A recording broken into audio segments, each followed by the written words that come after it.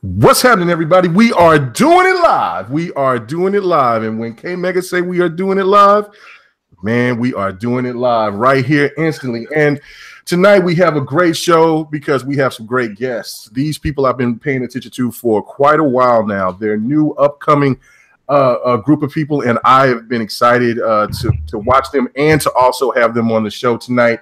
And man, without any further ado, man, they were on Crossfire earlier, and now they're here gracing us on the GRG podcast. It's Moxie and Avers from the G4G Media.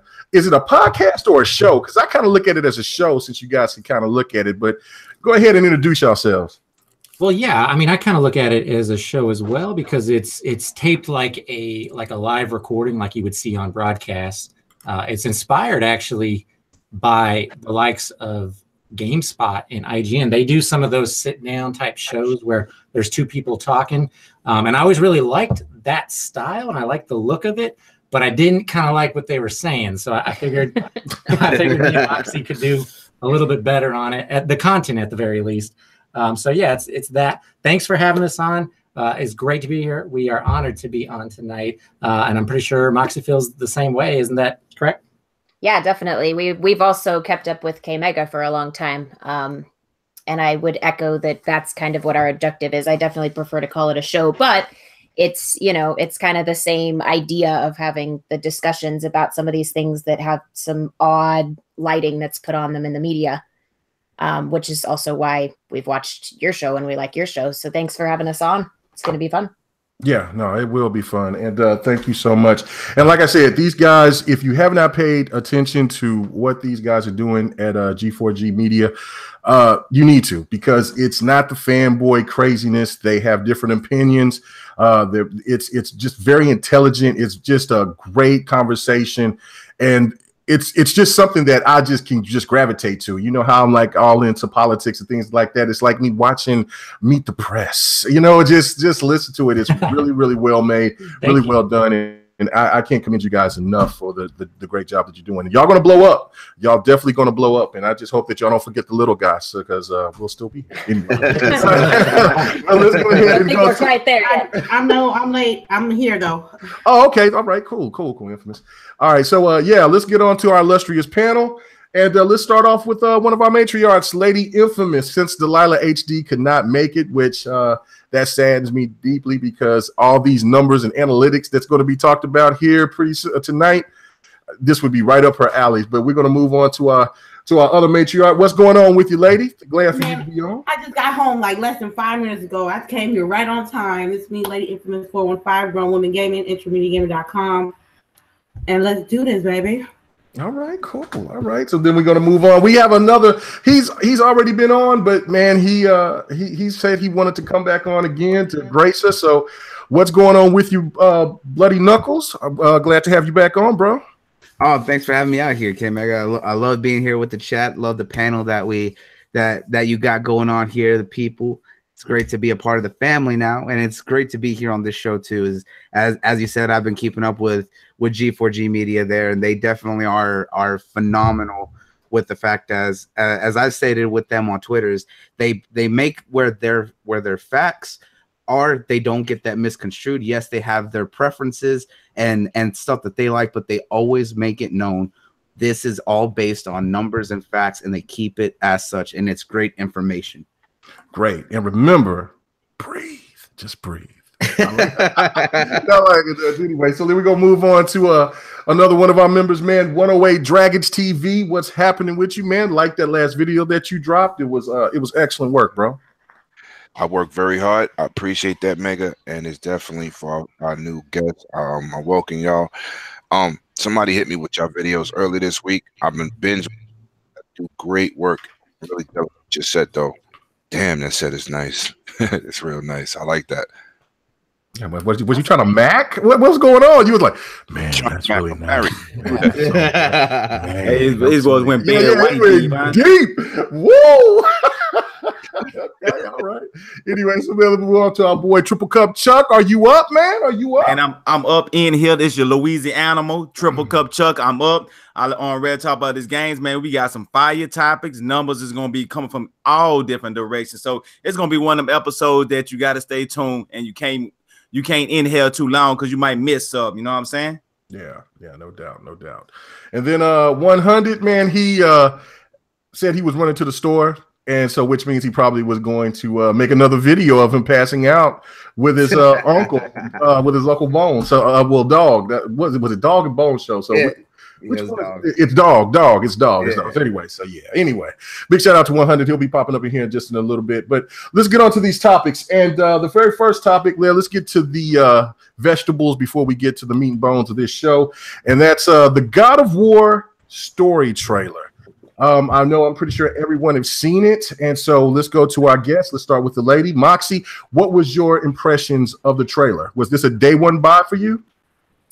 I'm still a little bit iffy on God of War. I've never played the predecessors to it, so that's part of the problem. But it looks really fascinating. The whole idea that it's one cut is really fascinating. So I definitely will be buying it. It's probably a day one buy, but it looks interesting. I don't know about the kid that you run around with for the game. That's one of my hesitations with it. I don't know if that's going to be good or if it's going to hold the story back. I don't know. Be interesting to see. Yeah, no, I'm right there with you, and I want to hear what you got to say about this, Avers. Are you in the same camp, or is this a day one buy, maybe game of the year? What is your thoughts about this? About the trailer?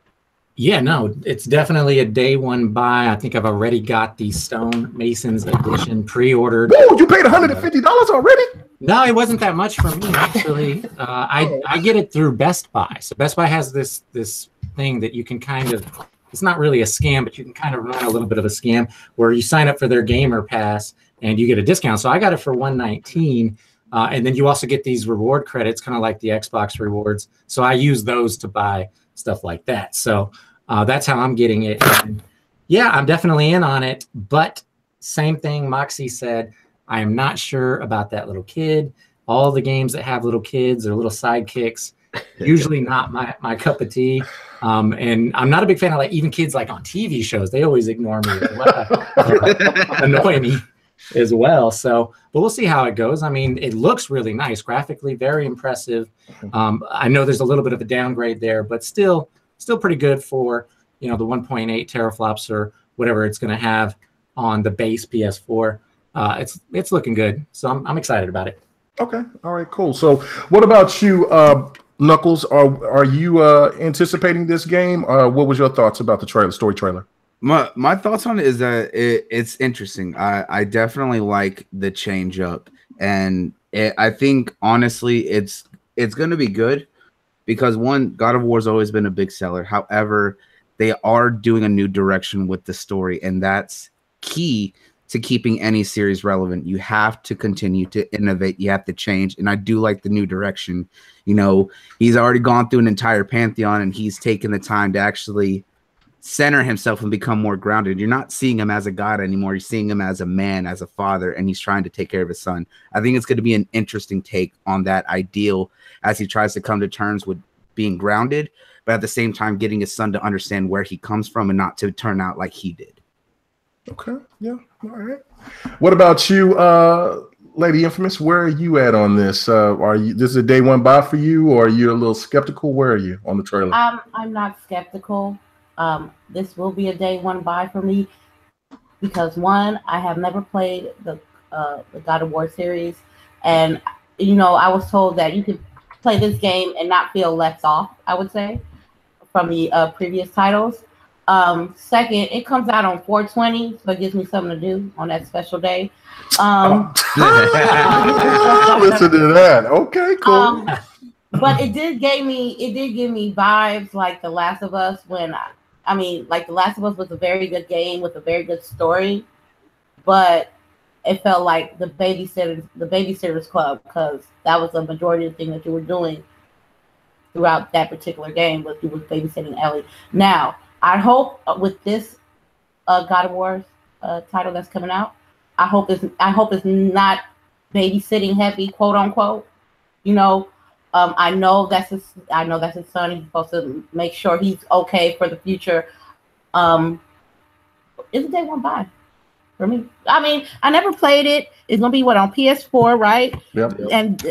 And I got the system, so that was one of the titles that I wanted to get when I bought the PS4 in the first place. So I gotta get a day one. All right. No, okay, cool. All right. So what about you, Triple Cup? Are you ready to get to the God of War?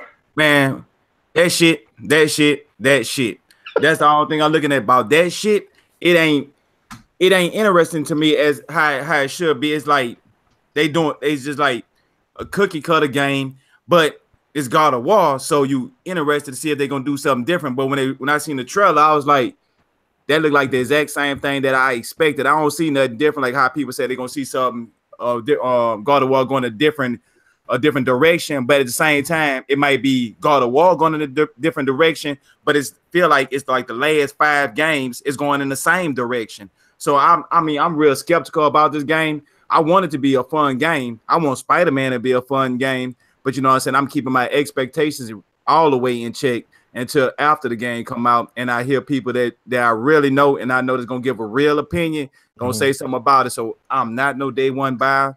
I don't have no intention to buy it. Then they've been talking about it for too long for me. You know what I'm saying? I get fatigued real quick. You know, so my attention span is like this big. That big. Yeah. That y'all, big. it was so small y'all couldn't even see it. All right. What about you, Dragons? What is your thoughts on this? I'm a God of War player. That's the reason. One of the main reasons I even have a PlayStation, because of the their first party games. It's a day one buy for me. After Ascension, they really need to change the story and go a different direction. So I'm looking forward to see where they took Kratos, because the last iteration was horrible. And I'm gonna get the game, and I'm just gonna say what it is. But it's a PlayStation game. They're gonna have great story and cut scenes, but it looks pretty good to me. But you the only one, Mega, that kind of raised the eyebrow to me when you brought up some points, and I could see definitely what everybody's saying. But I'm a God of War retard. I spent $149.99. I ain't using. You paid for the. Oh man, word. Shit. You should have talked to Avers, man. He got the hookup. He was over here talking about. No, that same hookup. I just don't like the Best Buy. It's the Gamers Club. Trust me. I just don't like Best Buy, but it's like, but he's 100% right. Everybody out there that got Best Buys, buy them. You should buy it. It's worth it. But I take a plunge on all these statues and everything. My house is full of it. I don't even got room in my house, but I'm definitely buying it day one. Definitely. I'm right there with you, Dragon. I'm right there with you. Yeah, I'm gonna get it. I'm not gonna get the $150 version. I don't know about that. I'm gonna get the basic. See, I'm with Dragon on is because, like, for me personally, I have an addiction to physical merchandise. Like, I love statues, so I have so many statues and boxes put away until I can figure out where I'm gonna put them, because I bought so many collector's editions over the years. For the record, I just bought today. I got a physical. I had got like a physical copy of Mortal Kombat 9 back in the days, and it came with the bookends and it came with the art book. I don't mind that, but if I was a fan of God of War, like I'm a fan of Call of Duty, then I would get the 150. You know what I mean? Yeah. But for a first timer, I'm just gonna get the base game. No, that's perfectly understandable. Right. But I'm a collector. I got tons of statues. I got so many. Exactly. My wife I got a quick question. House, they're watching her. Why the purchase of day one? Like, how y'all have that much confidence to say I know it's gonna be a good game for me to purchase day one? Didn't say that. I didn't say that. I know you didn't say it on later. I'm talking about Knuckles and Dragon, because they were saying they were gonna get a day one, and I was like, I'm a God of War. I'm a God of War retard. Yeah, that's what he said. It's like Uncharted. Certain series is. I'm not jumping out of the window for Lost Souls 5. You know what I'm saying? Yeah. But I jumped out the window for Ascension. I wanted to kick myself in the ass. It wasn't a good purchase, but this God of War looks good to me. You know what I'm saying? It's nothing. I mean, if it's his son and everybody got a problem with that, I really don't, because God of War has been driven by action and story narratives. So if they add in another part of a story that can make you look at him a different way, and it has to be a child, we'll see where they're gonna go with it. Because he new Kratos. Look, this is the thing about it to me. Like I've already told everyone how I felt about God of War. I'm nostalgic about the old God of War. The thing of it is about this new God of War, it looks fantastic, regardless of the downgrade or not. But what bothers me is kind of like what Moxie and Avers is saying is about the kid. The kid factor is the thing of like it's gonna tear down the core of what makes God of War. God of War is a grimy, just gritty game. And if you got this kid in here, they're going to cut back on a lot of that grit. Now, of course, you can see someone get his head cut off and chopped in half. But when you took out the QTEs, which was synonymous with God of War, that's what bothers me. It's like I love that, having that full control of doing what I can, doing the most damage to an enemy to the point to where I'm just decimating him, right? They take that out, and now it's kind of like it's linear, like it's telling you how you're going to destroy the enemy. You just hit these 2 buttons, go into rage mode, and then like when he beats down that troll, or that big ass troll, that Billy Goat's gruff troll, it's all action, and it's all like a cut scene. And I think that's where a lot of that game is going to be like. It's more of a cut scene, powerful story, but not as much action as the previous God of Wars, and that's what makes me nervous about it. I don't know. I don't think that it's going to be lacking in action. I think just because it's going to be more cinematic and going to be more immersive doesn't mean that it's going to be any less actiony. I just think that it's not just going to be over the top. I think the combat is going to be there, and it's going to be visceral and going to be a little bit more. But that's what makes God of War is the over the top gory action. That's the thing that's just me. I'm going to buy the game day one because that is like my 3rd favorite franchise of all time. So I'm going to support it. It's just that I don't want them to turn God of War into into all the rest of the PlayStation games that they have right now. That's just powerful stories, and it kind of guides you. You see what I'm saying? I don't want that to happen, because that's kind of the complaint that some people had for Last of Us, is that the shooting mechanics and the crafting of that was very minimalistic in certain aspects, and didn't leave a lot to be wanted. It was very much a just driven story. That's where it was. If it wasn't for the story, it would have been trash. Well, no, they had to make a change. I totally agree. The camera angle, the jump, all that. I'm not tripping about that. It's just mainly about what I've been saying for forever. But let's go on and move on to the second topic. Monster Hunter and Dragon Ball Z Fighters, they're both out right now. I don't know if all you guys got both or one of them or none of them. But let me just, who has it? I'm gonna sit down on this subject, but I did play the beta for Dragon Ball. I have them both because I'm the guiltiest one of this, and I even told you about that, Mega. Okay, go ahead. What do you think about both games? Monster Hunter World I've been playing it since it came out at midnight, since that went live, and it is truly a phenomenal game. It's well paced. It's definitely more accessible compared to the older games for new players. And the one big thing that I would say is going to be a major detriment for certain people is that when you first play it and the tutorials kind of guide you because they give you a little bit more pace, there's a lot of information to take in. And for some people, that information overload may kind of put them off from it. But once you get those first few missions through and you open up and really get to the open world aspects of the game, it becomes so much better, because you start to be able to, go out, do whatever you want, start hunting just randomly out there without needing to follow the quest. And it's fun, especially once you get a group of players together. Because once you start going after the bigger monsters, having 4 people coordinate against these behemoths, it's fun. And as for Dragon Ball Fighters is probably one of the most solid Dragon Ball games in a long time. Like Budokai and Budokai Tenkaichi were the last best ones. Facts. Yeah, Budokai was fantastic. Yeah. What about you, Avers? Did you got any one of those games? If you played any of them yet? I don't actually. I'm still working through my backlog, so I got a ways to go before I can play Monster Hunter. I don't think I'm gonna do Dragon Ball, but Monster Hunter looking really good. The reviews have been very good so far, so I am interested in that. But it might be a little while before I get it. Okay. What about you, Moxie?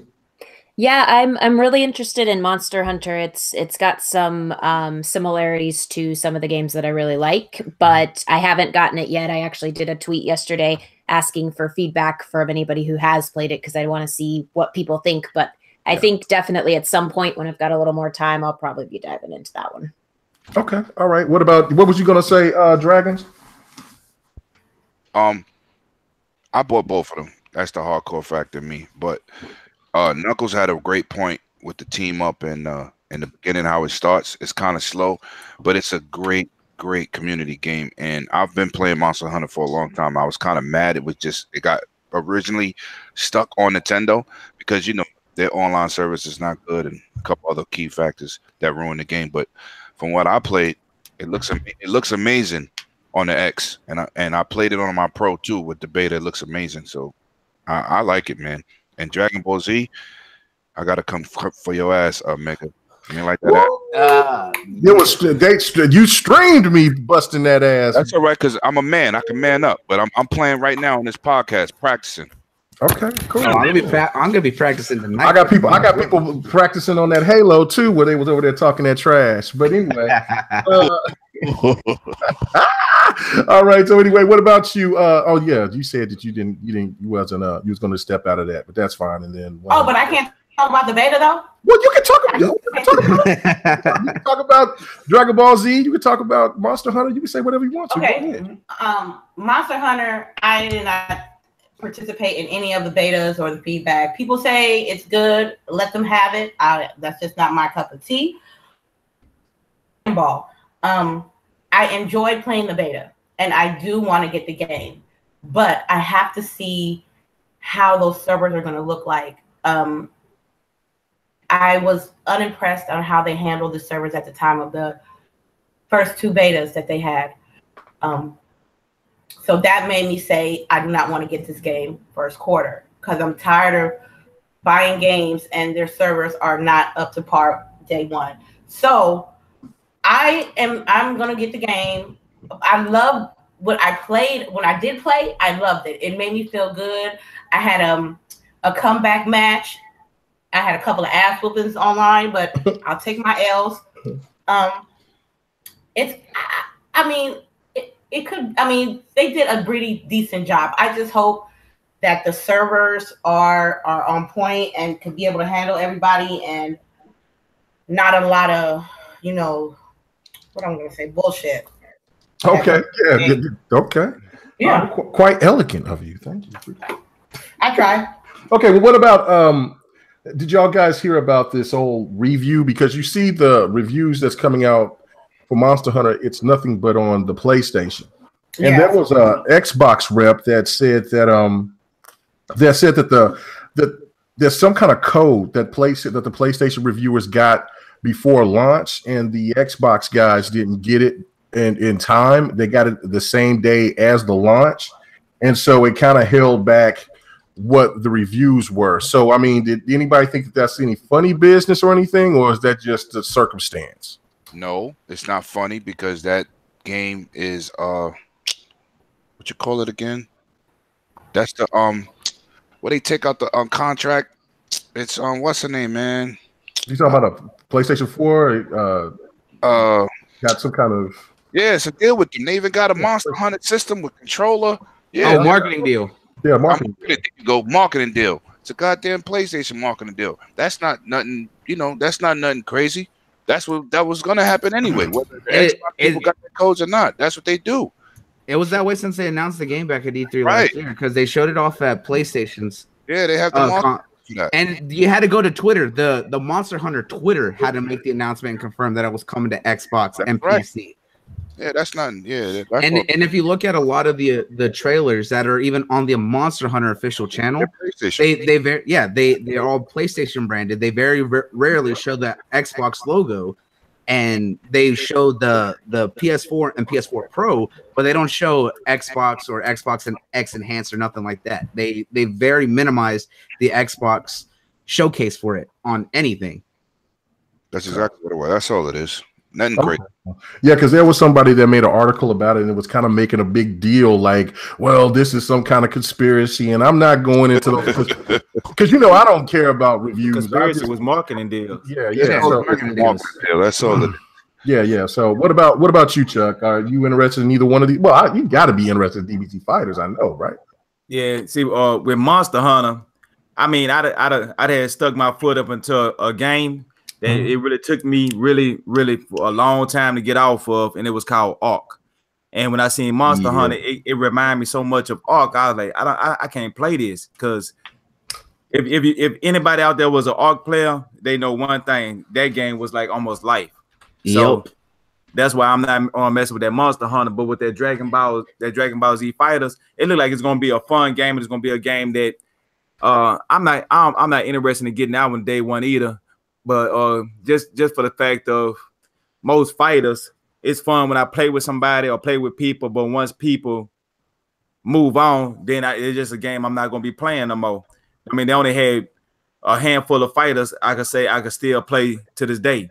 So I don't want to purchase day one and be playing it for a week. Then all of a sudden it's just another game in the backlog, just sitting around collecting dust. And it's an awesome game. It looks fun. When I played, I had a big smile on my face. Good.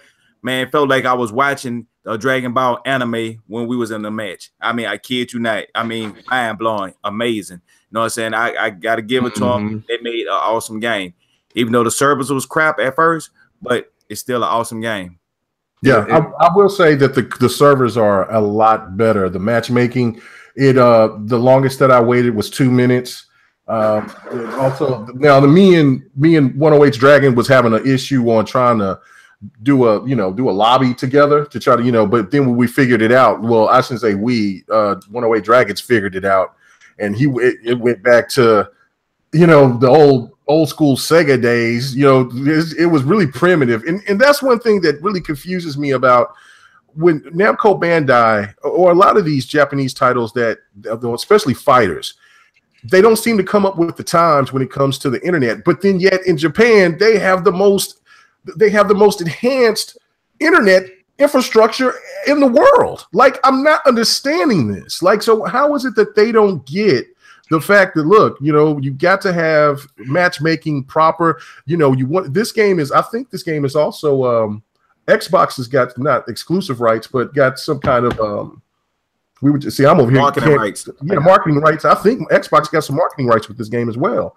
But why they can't get it? Why they can't get this right? Can any of you guys tell me this? I mean, give me an explanation. They don't care. They don't want to. They don't care. Yeah. The focus to them is not on that. That's why they don't realize how big. Dark Souls is the same way, and Monster Hunter is the same way too. It's big in Japan, not so much in the West. It's been like that always. Yeah, that's just how they run the infrastructure. They don't believe in party chats and group messages, and they don't. It's backwards. They're dinosaurs mentally. Yeah, they do. But like I said, Monster Hunter is the same way to group up with your friends online. Oh, so you can't. So it's a multiplayer game as well. Yeah, Monster Hunter's a multiplayer, but it's so. But it really is just so backwards on how the multiplayer works. Yeah, it is status. Oh, this is the server I'm in. Look for the server, join it. I create a room. Now we can play together. I mean, come on. Yeah. Even on Battlefield, the series, when you rent a server, you can send out invites to the party chat. You can send out invites to the people you want to play when they're playing something else. They're dinosaurs in Japan, man. That's just how they work. Okay. Well, all right. Well, let's move on to the next topic, and that is Sea of Thieves. I'm sure that everybody has played the beta, or maybe you played the alpha. And so I'm going to go to you, Moxie, and get your thoughts on it. And also, did you guys hear about the reviewer or the people that saying that they got sick from power? Hey, you weak sauce. You weak sauce. If you got sick, you saying you got seasick over the water.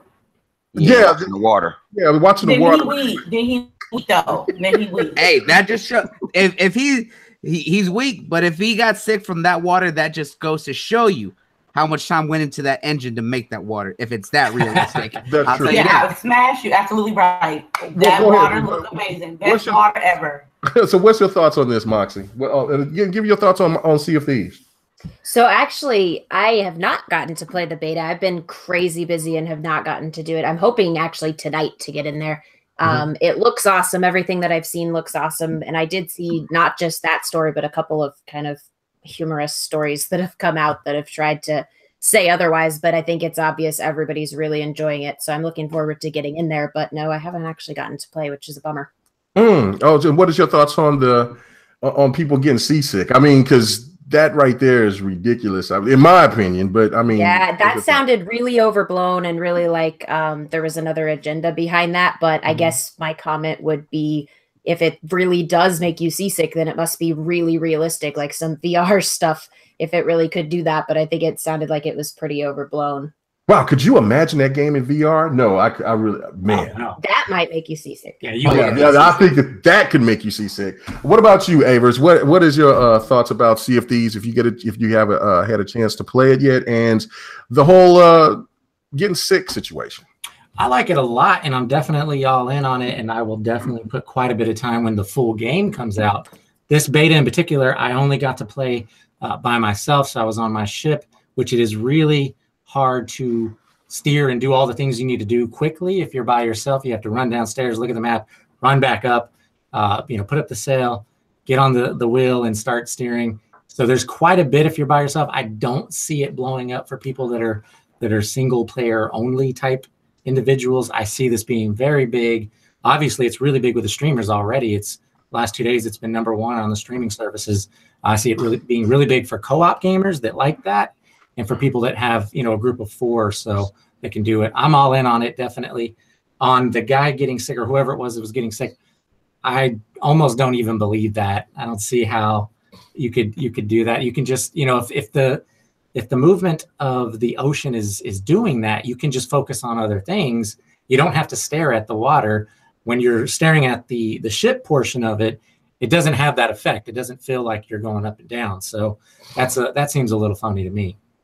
Yeah, that does seem real iffy. Like I don't know. It seems like Xbox just can't win. I mean, the game is absolutely it's amazing to play. It's really fun graphically when you look at the characters. Yeah, it's cartoony looking, but once you get in the ocean, it is a whole nother animal. And then my other thing, I agree with you. Like, it's, to me, for the single player aspect of it is kind of, for me, I'm not into it. If it was a single player game, I wouldn't like it. But playing with friends, it's where it really shines, because everybody has to work together. And I hope that they can extend the player count from 4 to 6, because if it goes to 6, I think that would be insane. Maybe even 8. That would be cool. Yeah, or even have it to where you can have it on Armada. I'm pretty sure that they'll go further down the line and do those enhancements. But yeah, 4 is cool for right now. But yeah, they have to jump it to 6. I think it would be perfect at that point. So what about you, Triple Cup? What is your thoughts about Sea of Thieves?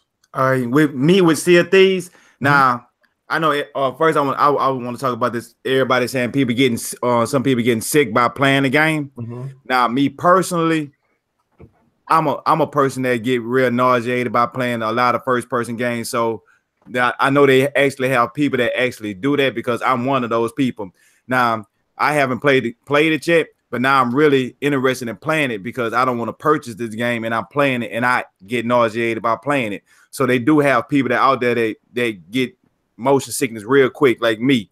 I can only play Halo for 30 minutes at a time and have to put it down because I get nauseated. Call of Duty, I can't play that at all. I get nauseated. But I can play Battlefield. I was upset at you. Yeah, but I can play Battlefield and don't get nauseated, and I can play that all day long. So it's like certain first-person games will make people nauseated. There's no real logic behind it, but if it's a lot of times, but the only thing with Sea of Thieves, it's so open and the world is so big. Most of the time when you get nauseated is when stuff moving real fast and you're in a close, like Doom. I couldn't play Doom at all. It'll make you motion sick. I mean, if you get nauseated, that'll happen to you, because the game is quick and it's closed in. So with Sea of Thieves, I mean, I highly doubt it, but what I'm saying, I understand they do have people. So if I play it and if I don't get motion sickness, they full of shit. Yeah, it happens. The motion sickness happens on the first-person shooter type games that are, like you said, they're in a closed-in environment, like the corridor shooters. That's where you kind of get that happening a lot. So that's definitely true.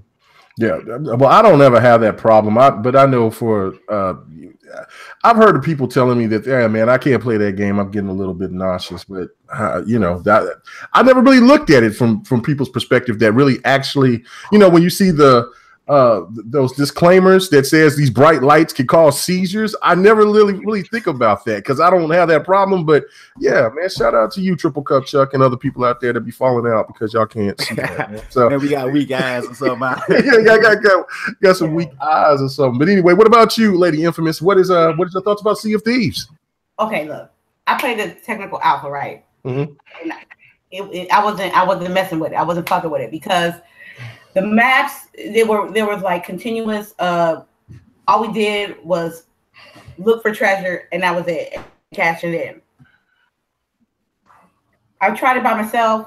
It's more entertaining if you have a full squad, not no random squad. A squad like your peoples, your friends, your gaming partners. You play Sea of Thieves with those type of people. Because I played with Flip, Tax, and Live and Lemon. It was Live, Tax, and Flip, and I had fun. We took turns. We all worked together. We all took turns doing jobs, steering the ship.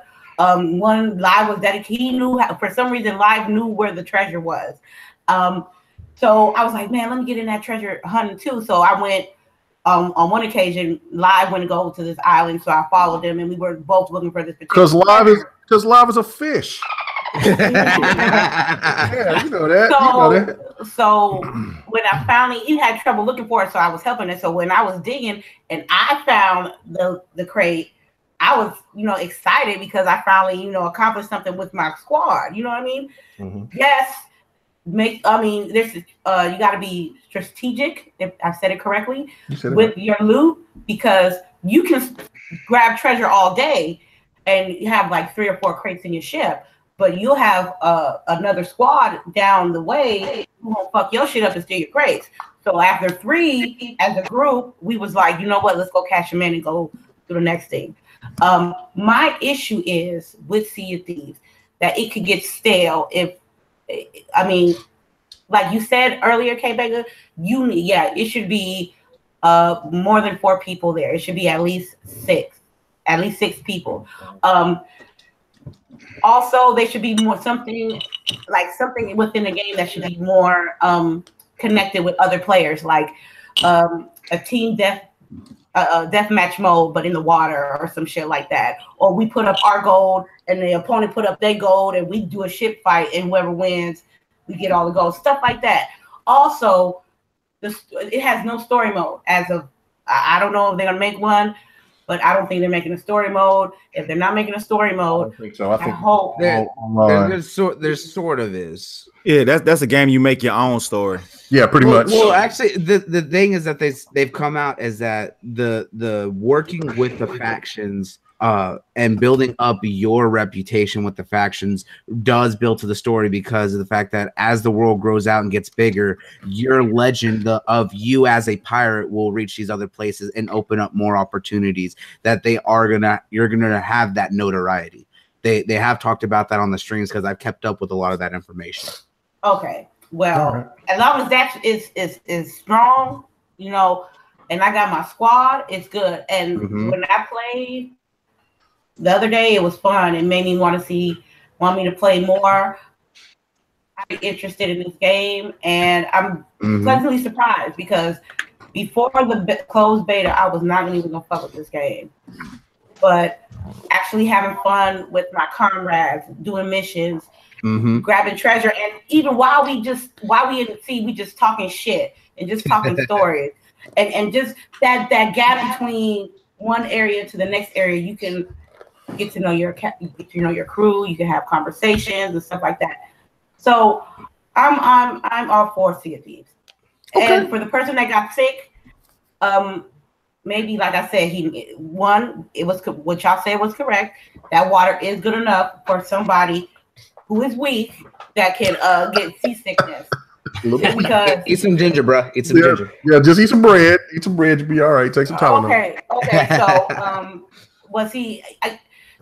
Sometimes people. I'm not going to particularly say him. Just people in general want to be over dramatic about shit.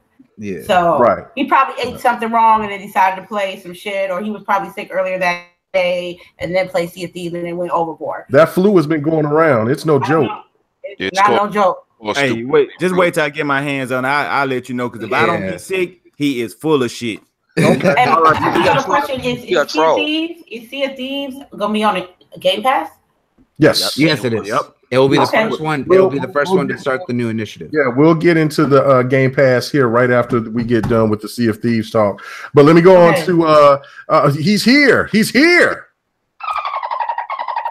LiveWire. Yeah, you know what I'm saying, man. Donald Trump. You go ahead, man. What's up? What are your thoughts about Sea of Thieves? Purposely sends me the link late, so I come in late so he can say that I'm always late. You're late, man. You're late. Ain't shit. Anyway, what's your thoughts about Sea of Thieves, man? Yeah, I like it, but a lot of people know I already like the game. This is what I would say, especially after playing it a couple of times. It is best with a crew. Having 6 would definitely be a nice option. I mean, I can understand why they might stick with 4, just because even though having 6 is great, some people, and it's always like for us, that's great, so many of us, right? But for them, maybe I think that kind of gets out of control on the ships. Yeah, maybe it's for the average person. They feel like, like it's too hard to get 4, more than 4 people together in order to get a good crew going. Now, with the random crews, like just jumping on with a random crew, to me, it's a mixed bag. Because sometimes I've jumped on and had a great time with a bunch of people I never even met before, right? And then other kind of like PUBG. Kind of like PUBG, right? No, but in PUBG, you got to be able to talk, though. Yeah, PUBG, you got to talk. Got to communicate. And at least with these, you have that built-in chat. Yeah, see, that's what I'm saying. Like PUBG doesn't have the built-in chat, so you can't really talk. But in Sea of Thieves, you at least have that in there. Even though sometimes you got to kind of like nudge. Like every once in a while, you got to nudge a person to be like, yo, man, this dude ain't got his mic on. What the hell are you doing? I don't think he understands, like, communication is key. Like, at least if you can't literally talk, that's why they got that prompt shit, so you can say shit or something, like do something. Okay. But it's only been a few times I jumped on with a random crew and didn't enjoy it as much. And it's mainly because the one time I jumped on and this dude was talking mad long and had me tired, bro. Had me tired. I'm sitting there like, yo, if he doesn't stop talking, like he's making me sleepy right now. Yeah, but other than that, like when you on with a crew, man, it's good, man. Because half the fun is like just chilling. You know what I mean? Like, yeah, we doing all that shit, but like we still, popping shit and telling stories and talking about what's going on. Yeah, yes, that was like the funnest part. Yeah, well, the funnest part for me was we'll go to you 100 as you like to get drunk in real life and on the boat. We all know. Oh gosh, yes. So, yeah. I have a story for that too. So yeah, but the one thing about it is that for me was the best part for me was when we had a whole bunch of loot, and I mean we collected about, I think it was about 4 or 5 treasures, and we were coming back, and there was boats on both sides of us, and we were about to go to the island. And I was like, yo, because I was navigating, and it was like, no. I was like, no, I can't do it, man. Let's get away from them. And it just gave this intense moment of like, how many, you know what I'm saying? How badass was this person, was these people on that big boat? This little boat kept following us. There was another boat at the port.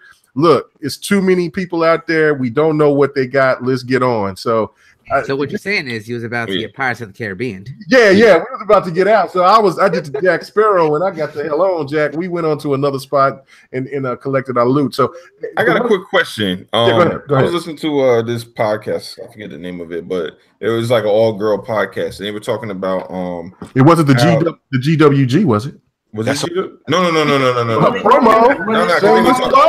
No, because they were only talking about Sea of Thieves mainly, and some other stuff. But what they were talking about is saying like they wish that Sea of Thieves didn't only have PvP but PvE.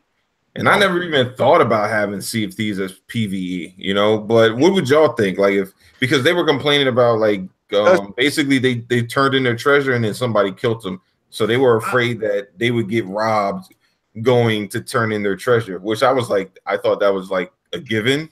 I mean that's what being a pirate is. I mean that's what pirates do. Yeah, exactly. I mean, okay, come on now. We can't be. We can't. We can't do the Me Too on being a pirate. That's just not. Yeah, we can't. But I think that's what makes it fun is that you have that tensity. It's just like, hey, there's these other people. Are they gonna follow the honor among thieves, or are they gonna go full on war and we're gonna have to fight it out? Well, yeah, but like my thing is. Well, not my thing, but what she was saying was she was like she didn't feel it was she just wanted to kind of like aimlessly, you know, do whatever, like do the mission and then turn in her treasure and do whatever. She didn't want to have to worry about running into other people trying to take her shit, basically. And yeah, I mean, I know people like that. See how she was saying, like, my girl, you go play the game on easy and just have fun going through it and laughing. Ain't playing it for the competition. Ain't playing it for that feel. They just want to have some juice running through their cerebellum and just you know saying something to geek out on, but they don't want to go that extreme. Yeah, I don't think she would complain about so much the combat on the water, but I think her issue was more so like if people could just literally camp out the outposts and just steal your treasure the whole time. Well, and that's the good thing about with what they add in the beta is now that they have the spyglass, you can see if there's a boat there or if there's people there because you could see them moving. You can just go somewhere else. Yeah, exactly. The only thing is if you're like on the southwest or east corner, you only have the plunder outpost because all the other ones are in the far northwest side of the map that they have right now, and you have to sail for a while. But yeah, there is that possibility. But now they have a way to kind of help that, especially if you could spot ships further out. Yeah. Oh, the other thing I think they need to do, if possible, and they may even already have it in the game, is have it where you could figure out ways to ride the current, like faster current, so you find faster ways in order to move from one side of the map to the other. Almost like I think that there'll be different boats that you can adjust yourself for that, though, right? Yeah, you can adjust and ride into the wind. But I'm saying, even with that, like having there are talks that they have stated on a couple of their podcasts is that they have stated that they are looking at doing ship upgrades, so that way they can add into that fact. Because right now we know that they have the gap. Wider sales, and well, you have to reward the people that will constantly come on and play your game. So they have to. So you know what I'm saying, because that's what's going to entice other people to want to get to that level. So where those people have they look really good, they have the best looking boat, they got the best looking weapons, and then there's also the fact that for the turning into this, Yeah, well, it turns. Hey, look, pirates were the first ones who were all about the swag and the style. And with them adding the factions, that's what they already started doing. Is that with each faction that you level up, you can unlock, items that are specific to that faction on how they look. So you can get that golden shovel or that golden compass. Whereas if you're with the Order of Souls, you get that cup that looks like it just has spirits coming out and it's glowing and other cool things like that. Like everything has its own aesthetic because you took the time to work for that faction and build up with your reputation with them. I think that's the big thing about it. Yeah, I think the only thing that I've seen that has really upgrades as far as like giving you a better ability, I think, is the shovel. Because I think the better your shovel is, the faster it's easier to dig faster. Actually, no, it's faster to dig with less people. Is if you're solo or in duos, you dig up treasure faster. However, if you're with a 4-man crew, you're supposed to be using multiple people to dig it up. Well, I mean, true, but I mean, what's the point of having an enhanced shovel if you can't shovel? The shovel, like everything in that game is aesthetic. They've stated that a lot of the stuff is always aesthetic because they want the skill to be the big key difference. It's not about just who has the better weapons. Like they added the sniper rifle now, which is great, and of course they've had the blunderbuss. But as far as they've stated, there's not going to be any change of weapons over that because it's going to come down to a skill aspect, not necessarily of someone who's just coming in is going to have the same exact weapons as someone who's played for 1,000 hours. However, the person who's played for 1,000 hours has more understanding of how to use those weapons. Yeah, I mean, they could. What I could say they could do is like say if you have another blunderbuss, right? But say you have a wider spread but a shorter range, do stuff like that. So it's not like a real advantage. You're just like you just have a different option. You know what I mean? Like it's not like you have further range and wider spread. Like no. We're not doing that here. We're making it like Call of Duty this. Yeah, we're like you have this weapon, and then people can see, oh, he has this or she has this. You know, I have to stay this distance so he can't really hit me as hard. Or oh that's that blunderbuss, it doesn't have real good aim, so I could just kind of maneuver out the way and try to see if I can stab him to death with my sword or whatever. So okay, so as you see, anything that pertains to water, our boy Livewire is definitely going to be fully engaged. I've never heard him ever since he's been on GRG. He has never been this engaged, man. Shout out to Livewire. And his flipper skills, man, because it's the water. I was swimming in my stream for. Hey, we gotta ask 100 though. 100's in here too, and man, we gotta get your perspective on here on Sea of Thieves. What is your thoughts about Sea of Thieves so far? I like it. It's an ultimate party game. You just like it because you get to be drunk up in the crow's nest all the time. No, I be falling up that crow's nest. I'm probably the only one that got locked up in the brig. I got locked live, and then locked me up in the brig one night. And that's the story I have. Is Live locked you in the brig, and then left the game, and I joined in, and then Neff and Dog were sitting there playing music, drunk, puking on you while you was stuck in there. Okay. So, yeah, that shit was funny. Different experience. I played the other night. I couldn't play with Lady and them because they beat me to it. So, like I said, I wish it would be 6-2. So I just went and got on a small boat. And so what I did was I tried to see how big the map was. Now the small boat is kind of difficult because the seas can get rough. But you move like you're the only person on that boat. Yeah, but when you go to them rough seas, you can sink real quick because you can't get the water out. Right. Yeah. So I was just rolling around trying to see how big the map. To me, the map was pretty big because I was just rolling from here to there and see. And I've been playing this since the alpha, so you kind of know this area, that area, and stuff like that. But for a beta, that's a pretty big map. I did get sidejacked by a couple of people. I forgot to arm my cannonballs. But like I say, it's a fun party game.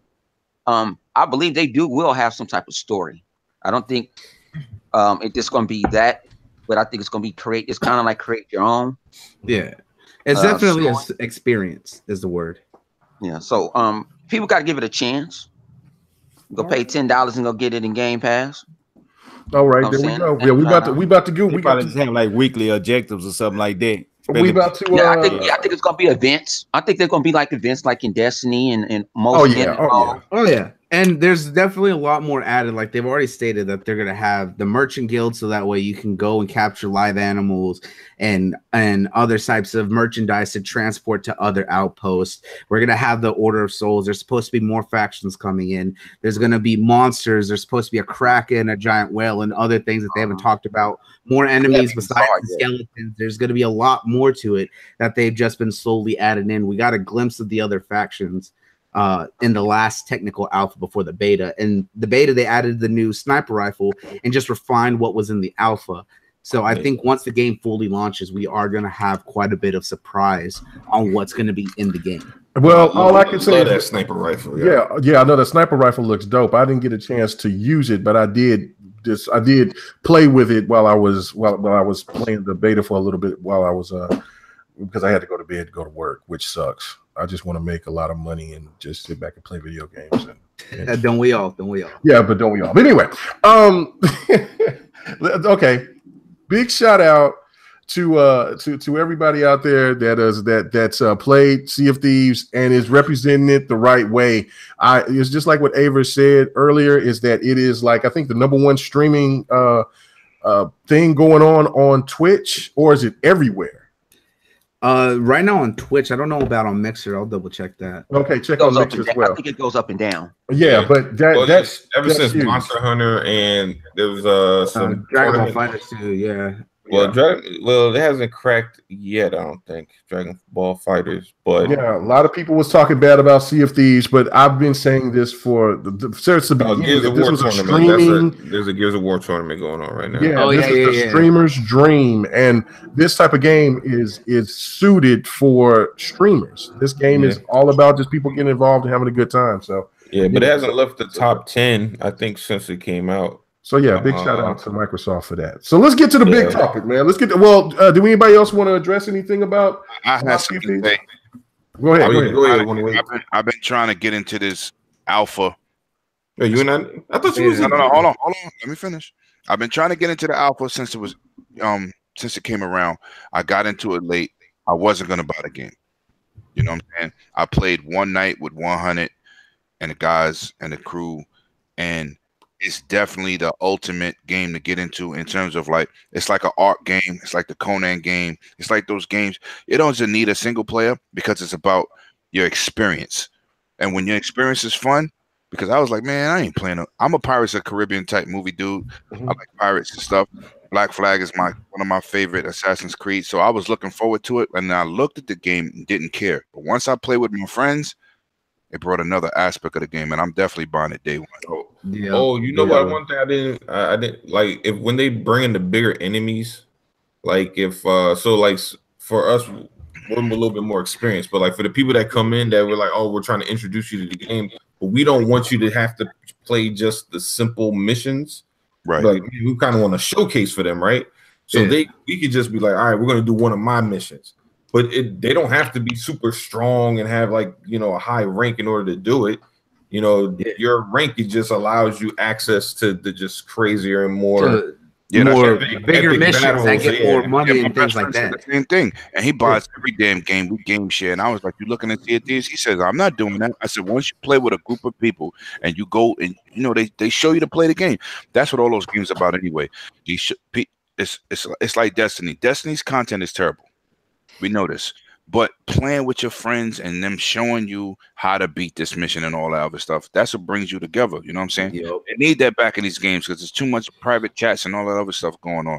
Need that community factor back. So these games are great. You know what? You get into some interesting aspects of that because I had a run-in with my crew last night. There was two dudes on a little sloop. One of them came up on our ship because he was just swimming because we were watching him. And dude just starts dancing, and he's just sitting there playing music with all of us. We're all getting drunk. I go into the game chat, and he's just sitting there talking all sorts of crazy stuff. He's just like, "You guys aren't here. I'm just gonna jump and walk the plank." We're like, "No, come back! Don't go, friend!" And there, you just see them waving as the ship's sailing off. Like it has fun aspects to it.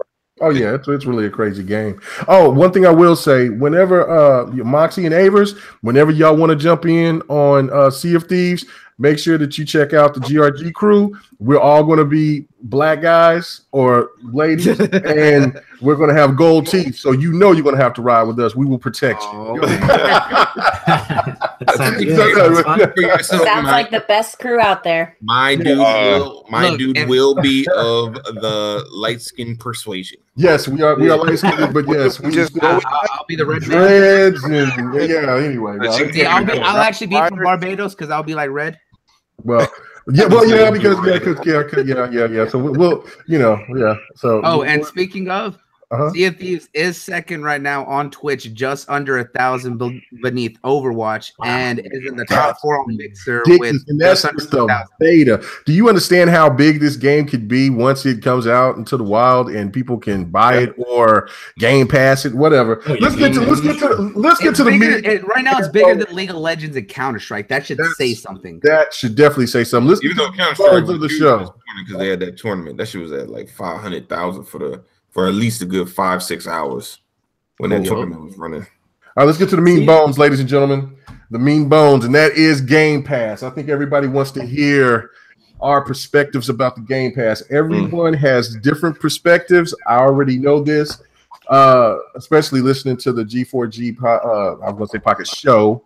and then plus everybody else when we were talking earlier. So I think this is going to be a very interesting topic and probably will take us on in. But I'm going to start with a guest. Let's go with you, Moxie. The Game Pass. Give me your pros and your cons, and take as much time as you want to of giving us full detail what you think about it.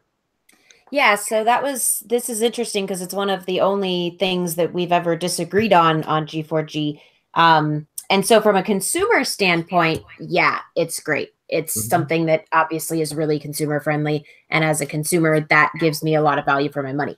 From the standpoint of the long term of what I care about is the profitability of Microsoft, because that's their ability to go on and continue making these games and fund their first parties. In that sense, I'm waiting to see. I'm not so sure what the numbers are going to look like, because you ultimately have to have enough casuals to cancel out those of us who are going to buy a lot less games. And then you've got, what does the balance look like there? That's the part I can't see yet. I hope that Avers is right about this. I hope that it works out really, really well. I have a little hesitation on, can we actually get that many people subbed to it to where it is more profitable than what's currently happening? But it's very Microsoft because it's very consumer friendly. Okay. All right. So now, okay, well, let me ask you this, though. All right. So you said you're skeptical. Do you have any idea how many people roughly that might already have the Game Pass? I don't. Did we get numbers for that? No, we haven't. We have not seen any numbers about adoption rate of Game Pass right now. And that's another one of those weird things that's really hard to calculate, even for Microsoft. Even that they might know to the very number, to the very single digit, how many they have at any given time. The reason why they can't really ever release those types of numbers is it's always going to be fluctuating, just like Xbox Live numbers will always be fluctuating, just like PlayStation Now or PlayStation Network numbers constantly will go up and down as people, their subscription runs out. They're waiting to get a new one. There's all kinds of things that could factor in. They haven't talked about it. My guess would be, and you could tell me if you agree with this, Moxie, or not, my guess would be is the adoption rate probably hasn't been that great. I don't think it's been a disappointment for Microsoft, but I don't think a lot of people have jumped in on Game Pass yet.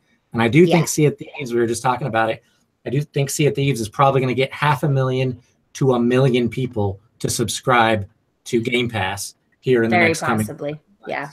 Yeah, definitely. I can agree with that. Now, let me ask you this too, Moxie. Do you think that what do you think is the biggest problem in regards to the Game Pass? What do you think would be if everything went bad? What would be the major factor to maybe for Microsoft to shut down and to back out?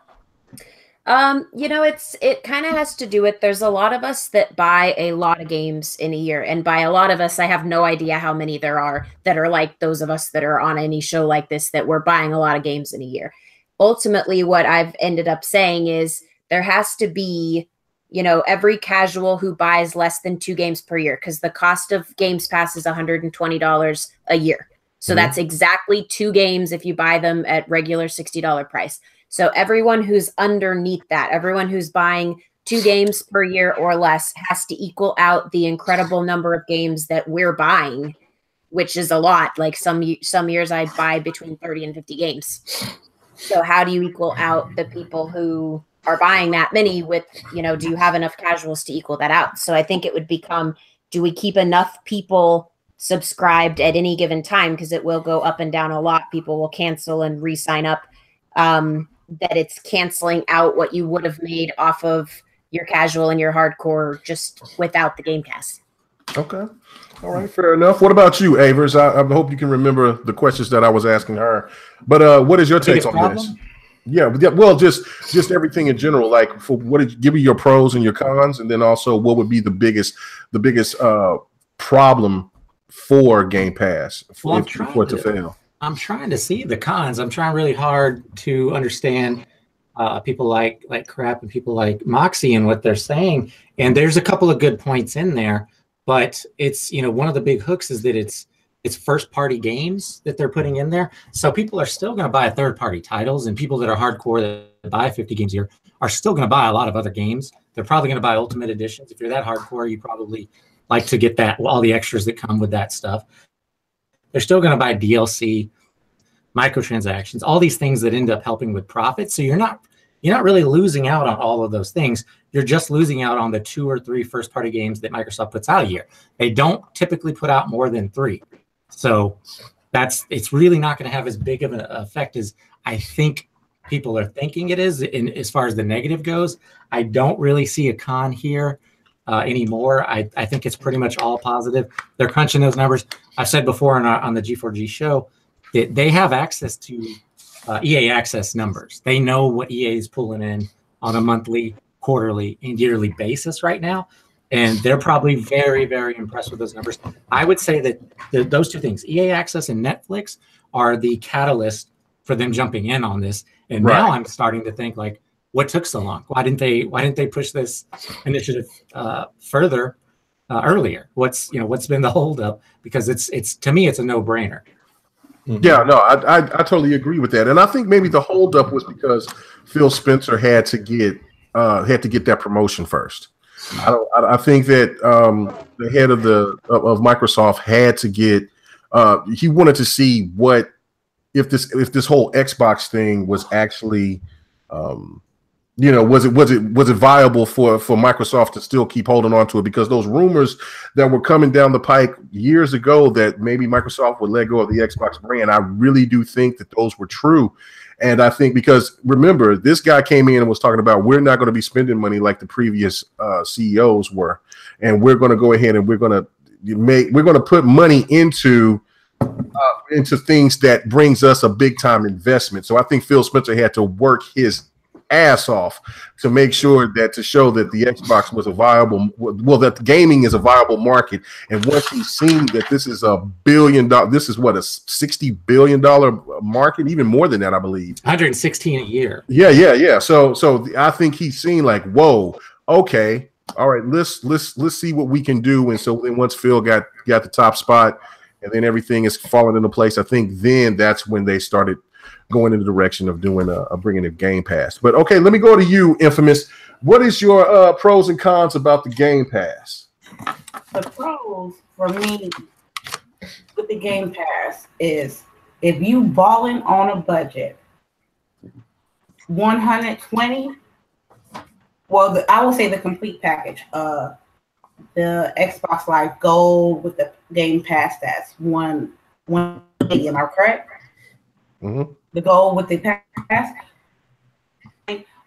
you can play for that whole year as many games as you possibly can, and there's a lot of games there, and it's a variety of games. So people who's balling on a budget, that's good for them. That's an investment, you know what I mean? Because that's a lot of money. But personally, for me, there's only like 1 or 2 games that I'm interested in. You know what I mean? And I'm the type of person that I'll wait for the game to get marked down after a year before I buy it. And I won't even trip. You know, I'm seriously considering getting the Game Pass just for Thieves, because I've been having so much fun with it. But as a regular consumer, I'll be like, man, Sea of Thieves, I want to get it, but I ain't got the money. I'll wait later down the road. If it's that good, it's going to be popping by the time I get it. I got Rainbow Six Siege later down the road for $20. And this is as soon as like at the peak of, which when I wanted it at first, I couldn't afford it. So I'm like, and also like for families that has kids and have multiple Xboxes and they don't want to buy all kinds of games, the kids will not be worried about $60 games if they have access to hundreds of games, you know, for the year. With Microsoft, they just split their business up. They want to know which is sticking and which is going to stay. Everybody know that Xbox got great service and has a big catalog of games, but they want to play and see what they can work with it. Will this stick?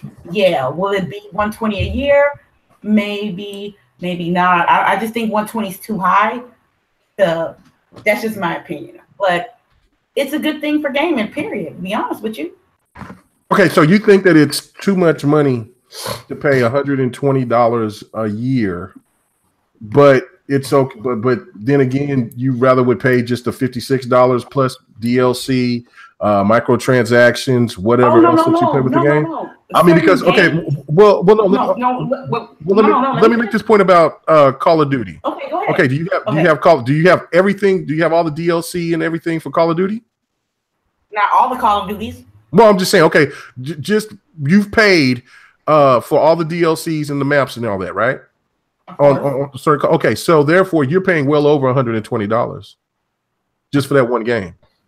Yeah, because I enjoy Call of Duty. Everybody knows I enjoy Call of Duty, and I know, but I'm saying how is it that you're going to try to make the comparison of saying, look, it's your opinion. I'm not trying to knock it. I'm just saying that I understand, but I looked at the Game Pass the other day, and most of them games either I already had and played and beat, or I wasn't even interested. I was looking for Forza Horizon 3 because you told me it was on Game Pass. I'm like, cool, let me get it because I have Game Pass. I have a Game Pass, so I'm checking the games so I can download it for game night. It wasn't there, so I'm like, damn, what the fuck? There ain't no Forza games there except for maybe Forza 4. It's Forza 5. Is it 5? Yeah. Oh, okay. Well, I thought I don't think Forza 5 is in there. I don't think Forza is it? I don't know. I don't think I've seen one. Not yet. Is it not? I'm gonna wait. Oh, you know what? I'm gonna wait. No, Forza. Right there. Yeah, I checked it last night. Maybe it's just the first Forza Horizon. Maybe because I would have thought I seen Horizon on there. That's on me because I thought there was one on there but that's a 360 game. But that game is really dope. You like that game? It really is. I mean, I'm like I said, I looked at the selection, and like I said, I'm like, I play this. I'm not interested. This is I. So personally, for $120, no, I'm not gonna spend that amount of money. Now, personally, like I said before, I will wait down the road and get it. Like, I'm gonna give you another example. I wanted to play Final Fantasy 15 since it first came out. Even though I clowned it to the core, I still wanted to play it. You know how much all that DLC and shit costed? Like over $100. What, the sale came out last year in the wintertime? All the game, all the DLC, the season pass, and all that extra shit cost me $30. I just be patient with my shit unless I really want a game. Yeah, but everybody's not patient like that. I mean, like when me and Mega try to go buy shit day one, we say we not, we do. I'm always saying, man, I'm not buying no games. But your pockets and my pockets are different though. Yeah, but it's not about the pockets. Ain't that different? Come on. Yeah, it's not about the pockets because most of the time I'll preload. I'll actually forget that I even buy the game because I'll go pre-order it on Xbox. Yeah, I'm going to get pre-order. Only reason I know when I look at my bank account. When I had PS Now, I wanted to spend $40 when I meant to only spend 20. Yeah, so PS Now, mute his mic. I didn't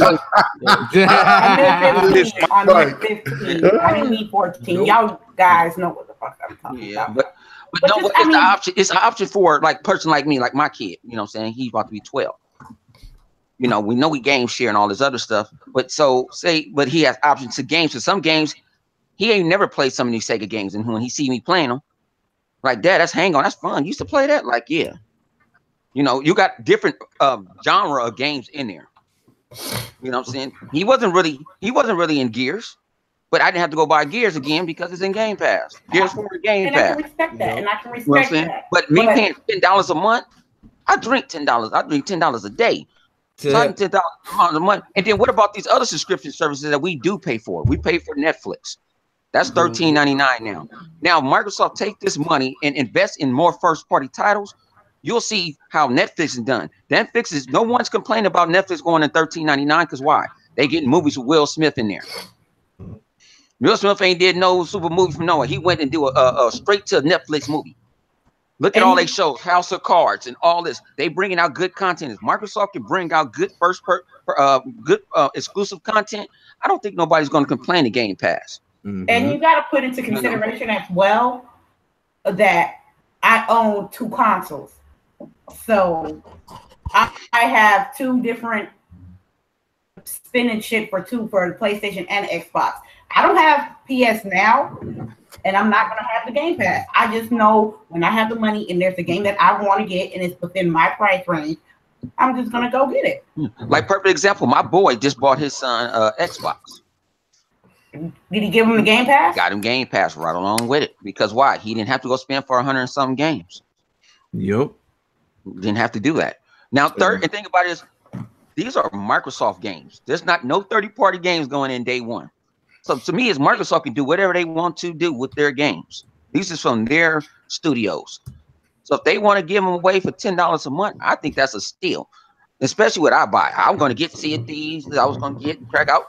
I was going to get all of them. I don't have to buy it no more. It's coming day one. I'm cool with that. My 120, that cover up my 120. I just saved some money. Nothing wrong with doing a little saving. But I'm like you too, Infamous. I didn't get you know, saying Final Fantasy. So I got a bunch of completes that I only spent $30. So like I say, some games, if I know I'm not going to play. Like I have The Witcher.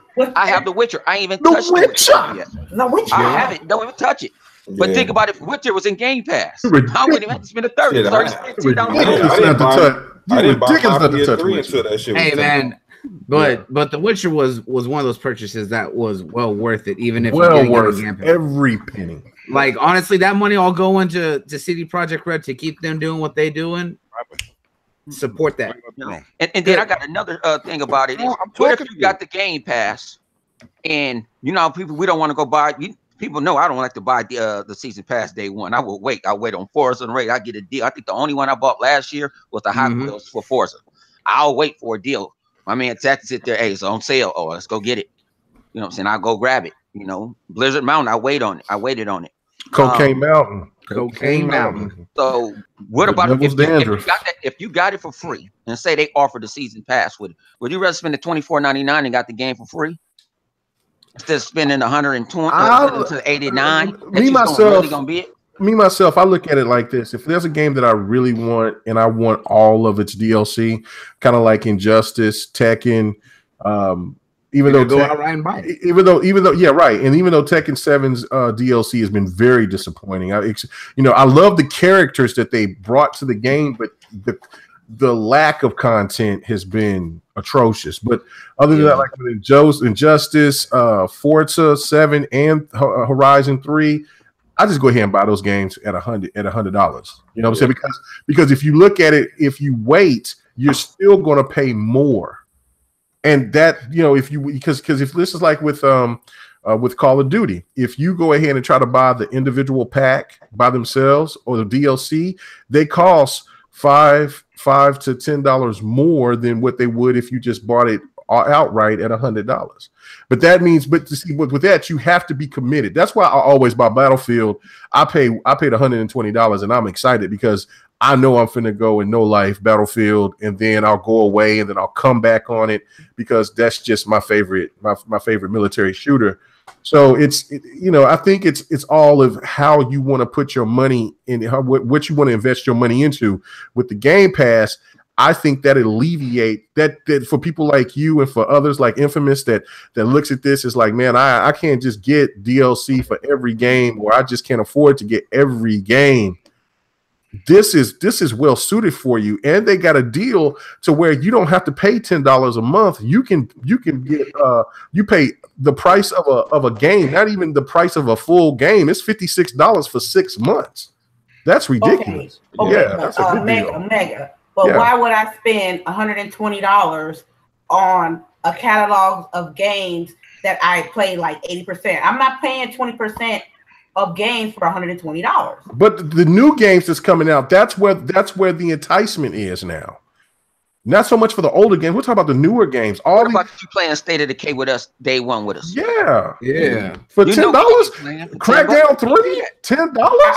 Crackdown is State of Decay. You trying to convince me to get this pass? Nah, we gonna put our they're not trying to convince me. Halo 6, Forza, all these new games are going to be put on there. What they saying is the option is there. That's what it comes down to. The option is there. This is suited for you. Look, for the people that can, this is what's suited for the casuals, like Moxie was saying earlier, and then also for the people that was on a budget. Yeah, the people that's on a budget. There are people that's on a budget and they can't buy games.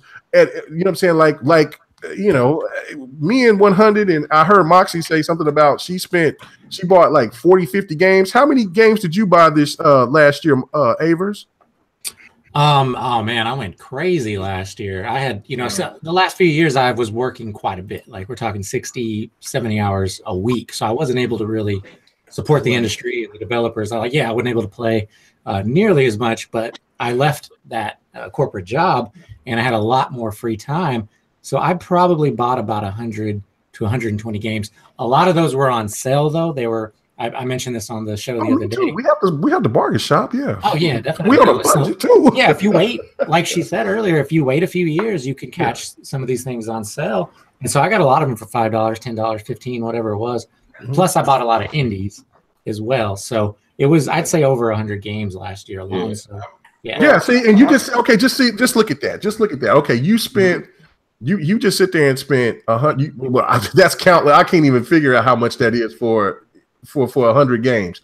Moxie says she bought 40, 50. Me and 100, we buy around anywhere from 50 to 80. You know what I'm saying? A year. Oh wow! Really? I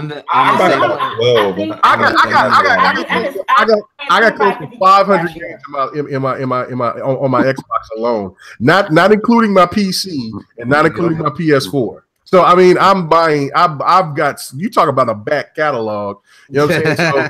So the thing of it is this on my Xbox. I'm like at 470 some games. Yeah, because I'll tell you this. I have at least 12 plus games I bought this in 2007. My wallet needs a break, Jack. And I spent at least $550 on just games. My wallet gonna break when I'm dead. And that's only about 12 plus. You know. See, I spent at least 200 during Black Friday on all the digital sales that were going on, and I think I bought at least 12 to 15 games alone. New games too. That's been actually during spent a decent amount. No, I might have spent $1. Yeah, but see, like, check this out. Like with me, I love Sega. I was a Sega Dreamcast, Sega everything from Sega Master System.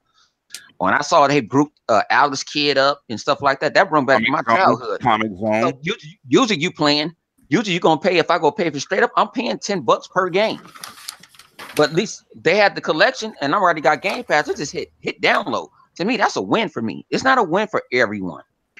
It's not going to be a win for everyone. A lot of people don't like to go digital. I understand that. No. We mostly go digital now. I think I got 6 hard copies now of a game.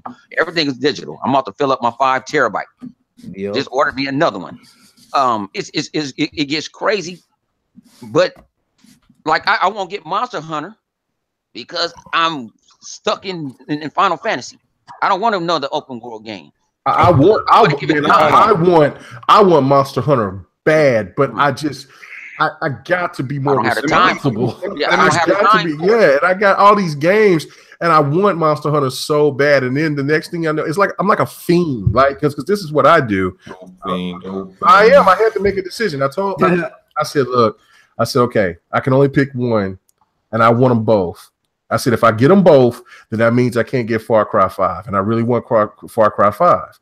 So I said, okay, be smart and just get one. So, of course, I had to get DBZ Fighters because I'm a fighter fan, right? But I see everybody playing Monster Hunter and my mouth is watering. And I want to buy it right now, but I got to be responsible. So, you know what?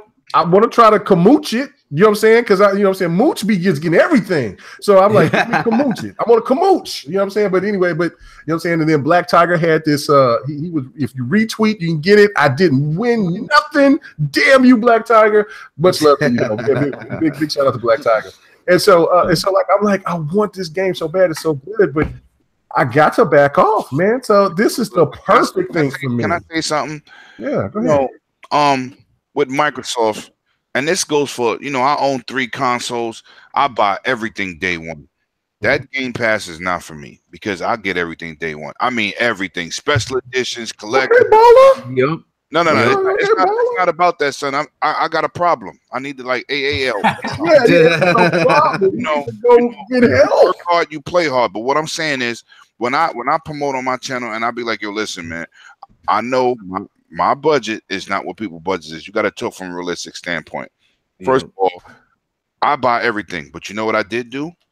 Microsoft got the best options. I game share, Game Pass.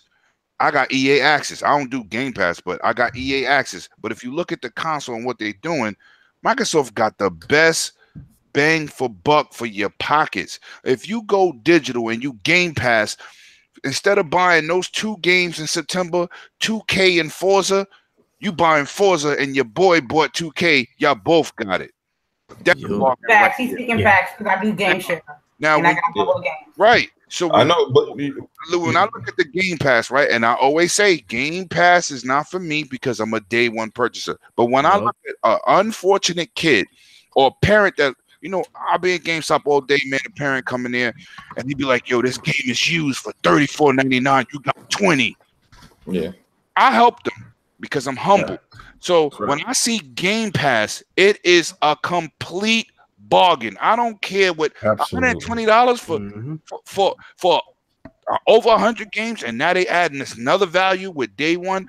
Those games will not stay in Game Pass, and if they make it stay in Game Pass pays for itself. Because if you go out there and you buy these games for your child, like me, my daughter got an Xbox, she got Game Pass. Because now I ain't got to buy all these goddamn games twice. You understand? It's a bargain. I don't care how you look at it, because PlayStation Now, and I keep preaching this, you streaming the games, latency problems, $20 a month. Come on, let's just be real. That don't even make sense. Even the EA Access is better than that. And this is not a knock on PlayStation, but it just is what it is. Yeah. So if you calculate for the parents' pockets, period. Yeah, if you calculate the deals you can do right now, say you took all your physical media games that you own, your PS4, whatever other consoles you have from recent times, you sold them all at GameStop or wherever, and you got money for that. You could then buy EA Access, which is quite a few games. I've lost count of how many are in the vault. You could buy the yearly subscription to Xbox Live. You're getting, someone calculated, around 48 games or so a year there. And then you buy the Game Pass. You're going to have well over 200 games immediately jumping in on the Xbox platform. That's an incredible value. And it is crazy. When when EA Access came out, right, I traded in my Battlefield 4, got $27, paid the difference, and it immediately paid for itself. I did the same thing. Immediately. So listen, it's a bargain. There is no deterrence. There is no negatives to it. But if you're a hardcore purchaser, maybe, you know, day one, this is not for you. But on a general parent's pocket, and I still, like I said, I still pay for Game Pass because my daughter got Xbox. I'm not buying all those games again. It's a bonus. Nobody's offering that. Nobody. Well, and then another thing, this is for the people that also still has issues with it, is that you got to look at it from like this. I don't have any remorse for the retailers, because there are a lot of people say that the retailers are going to get hurt by this. Remember when Xbox was trying to implement this to the public in the beginning, and then all of the mortar stores and all the retailers they just doubled down on them, started catering to the PlayStation, and PlayStation seen it and they said, hell yeah, we got this. And what has happened now? It's very, very rare to go buy a digital game at a retail store. If you do, you got to pay full price, even though the game is going to be cheaper if you buy it through the Xbox store, PlayStation store, whatever. And also, they don't even drop the prices properly for the digital or for the hard copy. They don't, and that's what I'm saying. So, like, you know, for the person that's out there, I guess the person that owns that game store out there in Australia that went ahead and took away all the Xboxes because of this. He says there's no even reason to sell Xboxes. Well, tough shit, because you was over here hustling a dime off of individuals. Rip people off. Exactly. Yeah, you're ripping people off. You're ripping people off. You know what I'm saying? And it wasn't Australia. It was actually another country. But it was Australia. It was Australia. But to go Austria.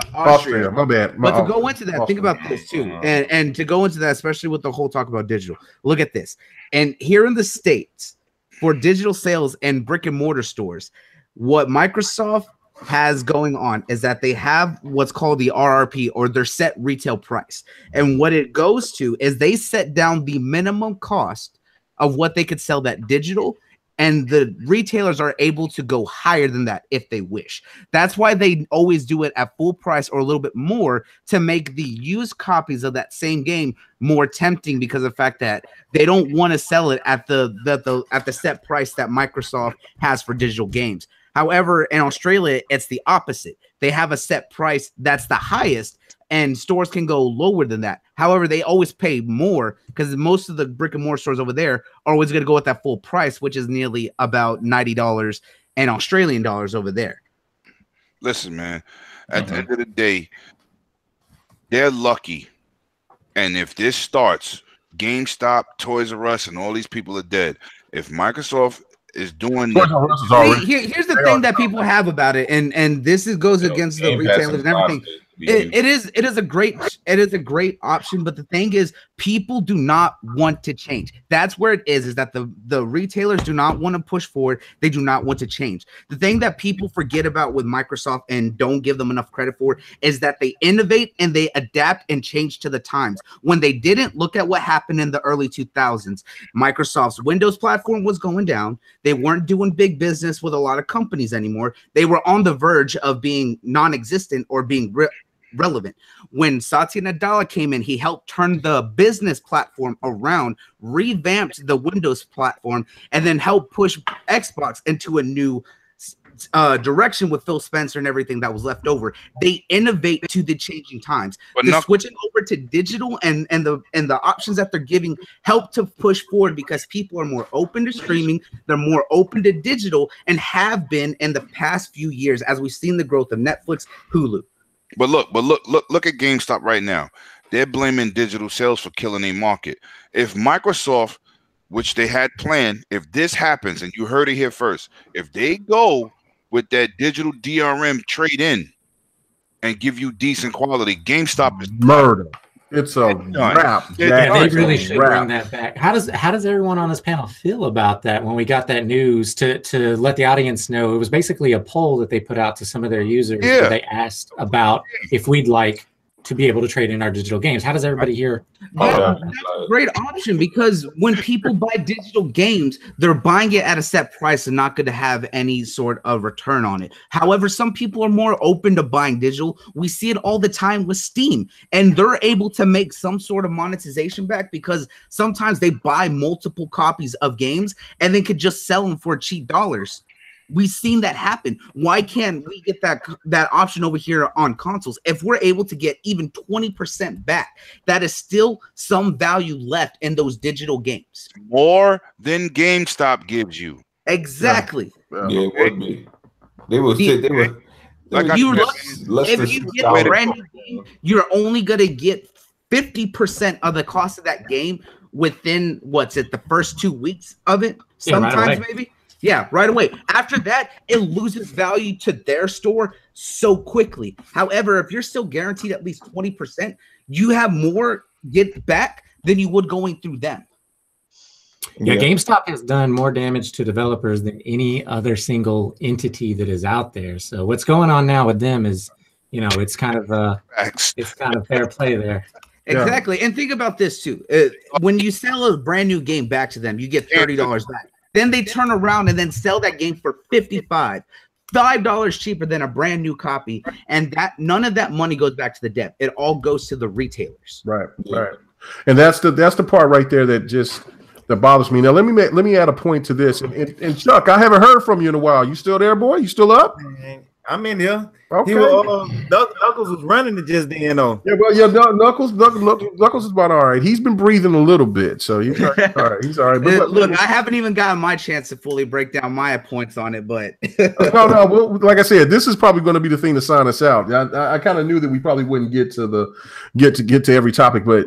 Absolutely. That's why I knew this was going to be the topic of topics. Don't worry, I'm trying to breathe. You know how excited I get, and I can't stop. Yeah, but that's all good. It's all good. But that's why we like you have you on, because you just bring out, you just exude exuberance. Okay, all right. Go look that on the dictionary, and if I failed on saying that properly, just go ahead and call it. You said it right. Exuberance. Oh yeah, sorry, thank you. Anyway, so so anyway, all right, Chuck, what is your thoughts about Game Pass, man? What do you think? All right. With me, I was looking at Game Pass when Phil Spencer was talking about like how it was gonna be a service, and then he turned around like when he say stuff, it normally comes to pass.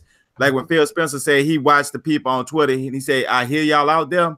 So when Game Pass first got announced, where everybody could hear, saying, well, I see these games, it's a good service, but it's not for me. That's what everybody was saying. That was hardcore gamers. Like, oh, it's for the casuals, but it's not for me. I go get my games day one. So Phil Spencer was like, I hear everybody out there. People don't realize he hear these conversations too. So what he do?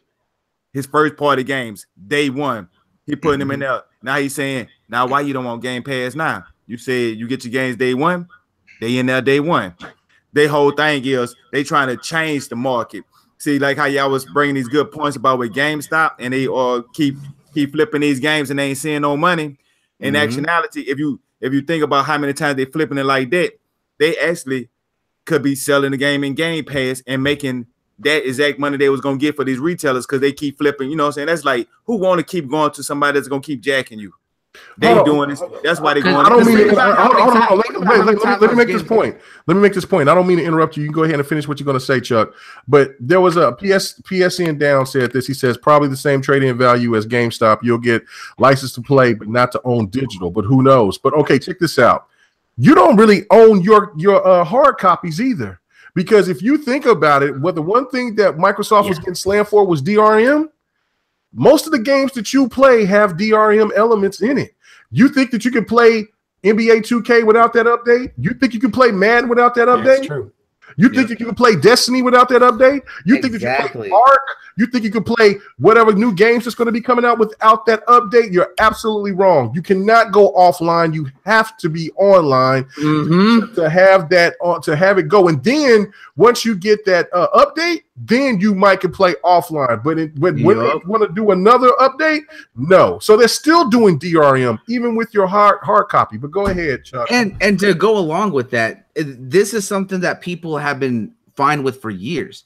And this has been happening with a lot of other game companies since the start of the generation on both sides, is that they're all services. They're all needing you to constantly be connected to get a majority of the features in the game. We've had DRM from online activity since the start of the generation, and yet people still gave Microsoft so much crap about that, and sometimes they still do nowadays, but they don't realize we're living with it. You just don't know it because it's not being called that.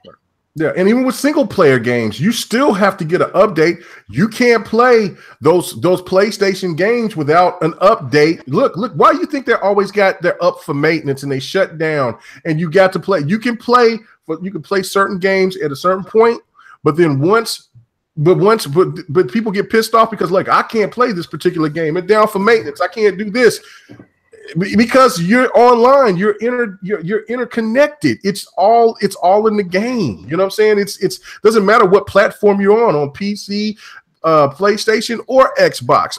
Nintendo, I don't know yet. I'm not sure. I don't have a Switch yet. I still don't have a Switch. But I'm you know what I'm saying? So if I'm wrong on that, you just let me know, because I'm pretty sure maybe on Switch, but I have no idea because I don't have one. But I'm just saying, this is the way that gaming is going. This is the new frontier. If you don't think PlayStation is not going to do something with PlayStation Now and do something to where it can be innovated, to where it can draw attention to PlayStation fans when the PlayStation 5 come out, you're wrong. PC has been doing this for a minute. Xbox is following suit, is actually doing this, are the first ones to do it on the consoles. This is the future of where gaming is going. I like it that this is an option and it's not forced upon you like they were, where they made the wrong direction in 2013 by just kind of just throwing this in your face and not giving you the proper information to know what you want to do with it. Facts. But this is exactly what gaming is going now, man. Digital, it's a lot cheaper and it benefits the developers wholeheartedly. So I feel bad for the retail, but if you look at it from a perspective nationally, retail stores are closing in a rapid rate. People are losing their jobs left and right. And it's not only just in gaming, it's in stores and everything else. So if you want to blame Microsoft for doing this, you better blame Amazon. You better, because if you going ahead and you getting your shit ordered to your house, then you're just as much as a fault, just as much as Xbox is over here doing this Game Pass. Okay, I'm sorry. Go ahead. Go, Chuck. Oh shit, that pretty much it. Then Kmega was saying, what Kmega was just bringing up. That just don't make no sense the way people are be tripping about it though. Because if it ain't for you, it ain't for you. But he really put it out there for all of us to see that he making a step that he hearing the hardcore speak to. So I think we're gonna be good. Yeah, just think if this was Sony that was doing this and not Microsoft. Microsoft is doing it the nice way. They're saying this is an option. I think Sony would just go ahead and just rip shop. Like, look, this is what we're doing. We're closing everything down for our benefit to make money. That's just my opinion. I could be completely wrong. Hey, so we got the DRM without the benefits. Right. We still got to go through all the process. And thing too, that we would have had dedicated game sharing. They would have had the family game sharing where you could share it with up to 10 people. You know, this is what killed me about some of the naysayers, and I pay attention to what everybody's saying, man, whether I like you or not. You have people out here that get out here and destroy something, but nobody's making you do nothing. It's called options. Exactly. Options. That's beneficial to the gamer. I mean, everybody in the chat, everybody in this room. We are here for one thing, to game and entertain ourselves in our personal time. So if you have better options to game, what is people's personal issue when a company is making a decision to help out your pockets? It's not even just that they helping out your pockets. They're doing it for their fans and their consumers. They're giving their people more options. It's like Aaron Greenberg tweeted out, we are doing this for the loyal guys, loyal subscribers to Game Pass. Why are you mad that they're doing that for their community? Why are you mad? It's an option. Nobody's tying you down that if you don't have Game Pass, you can buy these games. They make it attractive though. Yeah, yes, because those games are still going to be offered. It's like my thing is Microsoft. This is going to bring us more content. This is their idea of how do we bring more content. Definitely. This is what Game Pass is for, is to bring more content. And anybody who's out here saying, well, they're only going to put their exclusives in Game Pass and that's it, that's beyond asinine. Because what you do is you spearhead with your exclusives, but then you go out after the little guys, the Hellblades that only sold 250K. Exactly. What's the other game that Game Pass gonna have more games on the Switch? The Super Lucky's Tales. Those the small things. AA. Little Nightmare. Those games don't have big budgets, and because Hellblade only made like 7 mil in what was it 3 to 4 months or something like that. It was 500,000 copies sold in 3 months or 4 months time. Yeah, so it's around 7. You say about 7 mil, right? 7.5. It sold for $30. So 30 times 500,000 is about 15 or so. 15, I mean, 15 million. Okay, 15 million. You take about what 5 million out for the cost of development or so. So they made a total about 10. Well, just say total revenue, right? Yeah. So like say Microsoft is like, all right, we will launch your game into Game Pass. We will pay this value of what you think you're going to possibly make. So you at least make a clearance of what your total cost was. Plus, we'll even give you a buffer, right? It helps you. It's really not going to hurt us because us doing this is going to get us more people to just try Game Pass anyway. And that's how they bring people in. Yeah. Because you're only going to get an exclusive every times you're going to get a real big exclusive. At most, probably 4 times a month, right? So all those other times. You mean a year? 4 times a year? I mean, year. I'm sorry. Yeah, a year. So the other times, maybe like twice a month, you can have a launch of a big little indie, right? Like the Little Nightmares, the Hellblades. Yeah. So then everybody's, oh, I gotta get it. Ashen. Think about that. Ashen is going to be coming out. And think about this. That's Ori what and the Blind Phil Spencer has gone on to the record about saying that. He says when they first launched Game Pass that he wants it to be a service that is great for the consumer because he wants to build it up. He said he wanted it to be like Netflix, to grow it, see how people do with it, and then be able to launch games exclusively through Game Pass to help fund small projects that can launch their games through Game Pass that wouldn't be launched anywhere else or have trouble with it. So that way they get that exposure and that they get people into their product. All right, so now let's focus on Microsoft's money since that is one of the issues, right? All right, so Game Pass is $10 a month. Now, what is the percent? Okay. Well, I got numbers. Hold on. Let me do this. I did the math on this, right? Because we did this on multiplayer where it got really stupid and wild because Porter Rock and them was over there bringing up some stupid stuff about Xbox and them, they're going to take it to the PlayStation. Who did that? Stop it. Let's not be messy. We on GRG. Anyway, so let's not be messy. Anyway, big shout out to my boy Porter Rock. Anyway, this is the thing, right? I did these numbers. If people because to play online, you have to have the gold, right? Yeah. So really, that's 60. Well, if you can find deals. Let's just work with Game Pass first, and then we'll factor in. Well, no, I'm factoring both of them because if you're going to play more online games like Sea of Thieves, State of Decay, Crackdown 3. No, I'm saying they'll do it. But let me finish. Yeah, but Kmega, what I'm saying. Let me finish. You have to have a base, though. Okay, let me finish. For the individual, it's $176 per year. $176 per year. When you calculate both of them, right? $176 a year, and then if you get just 1 million, that's what we were talking about earlier, what Avers and Moxie was talking about, because we don't know the actual numbers.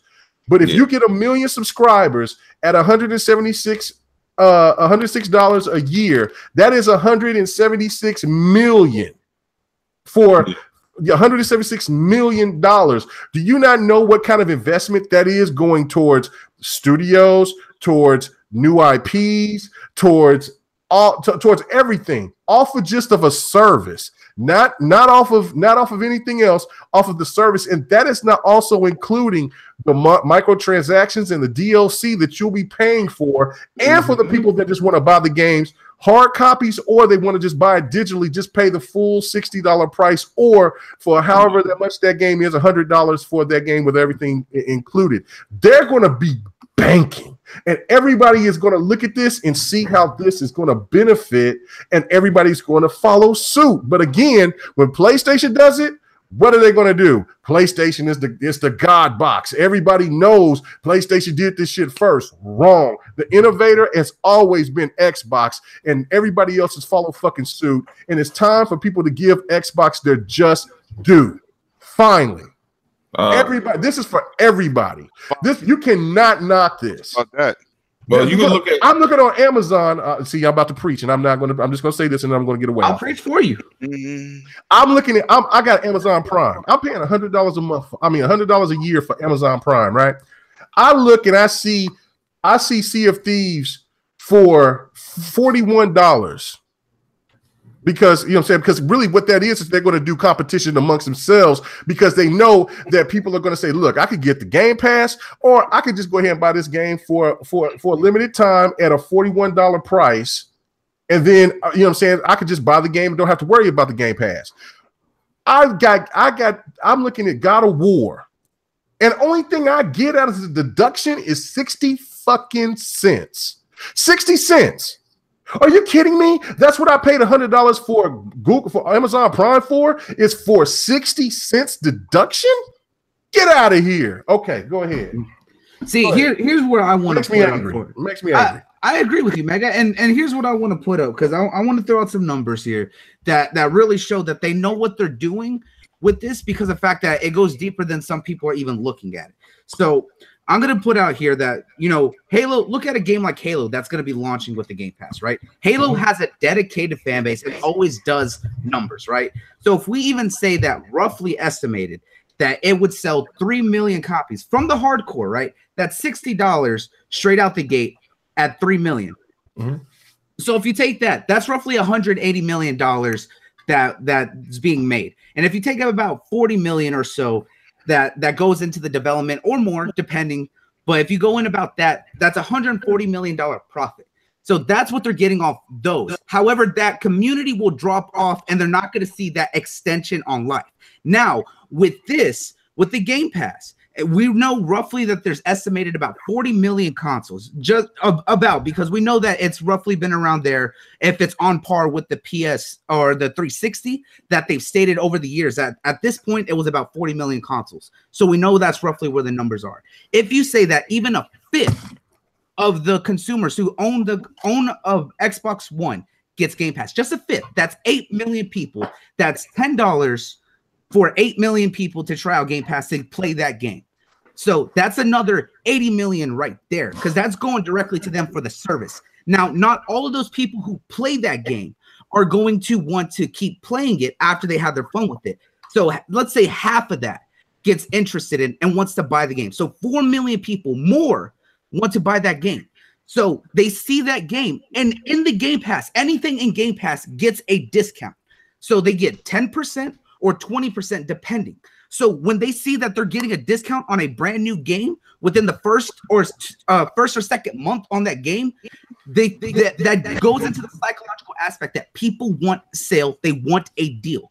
So if you look at a $60 game at 20%, that's $48. So if we go based off of 50, just to round it up, if we take the tax, because I could go for the tax off Texas based on fact, that's $54.32. So you take about $2 or so out of that, that's $52 that they're making on the sale because people got interested because of this service. You add in the additional $10 that people are paying for the Game Pass, that's the cost of a brand new game right there. And the game gets more players, that increases the longevity because more people are putting more time into it because they are more engaged.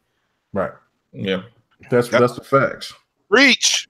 I like it. So yeah, well, look, we're almost about that time. You know what I'm saying? It's almost about that time. I kind of wanted to go a little early. I didn't know that Sea of Thieves was going to draw that much attention, but and I kind of figured that we would did all day. But I told you I was going to preach for you, brother, man. No. But I will say, but we have one more topic before we get out of here, and that is. What was the hardest game that you ever played? So I'm going to start with you, Avers. What was the hardest game that you ever played? Doesn't matter what era, generation. What was it? Oh, that is an easy one. Ironically, for me, it is Ghost in Goblins. Oh, classic. The original, the one that was on NES, not the Super Nintendo one. The Super Nintendo one, the Genesis one, had it had better graphics, obviously, but it had a double jump where you could correct yourself if you were about to get hit by an enemy or fall into a hole or whatever. So you could jump back the other direction. So that made it a lot easier. The NES one had no double jump. So if you jumped and there was an enemy coming at you, you were done. There was no way to get out of that. It is the hardest game I've ever played. I actually did get to the end and see the ending. You actually have to beat it, I want to say 3 or 4 times. I can't remember if I beat it 3 times or 4 times without turning your NES off because there was no save back then. Right. So you had to keep your NES on for days and days, and it gets super hot.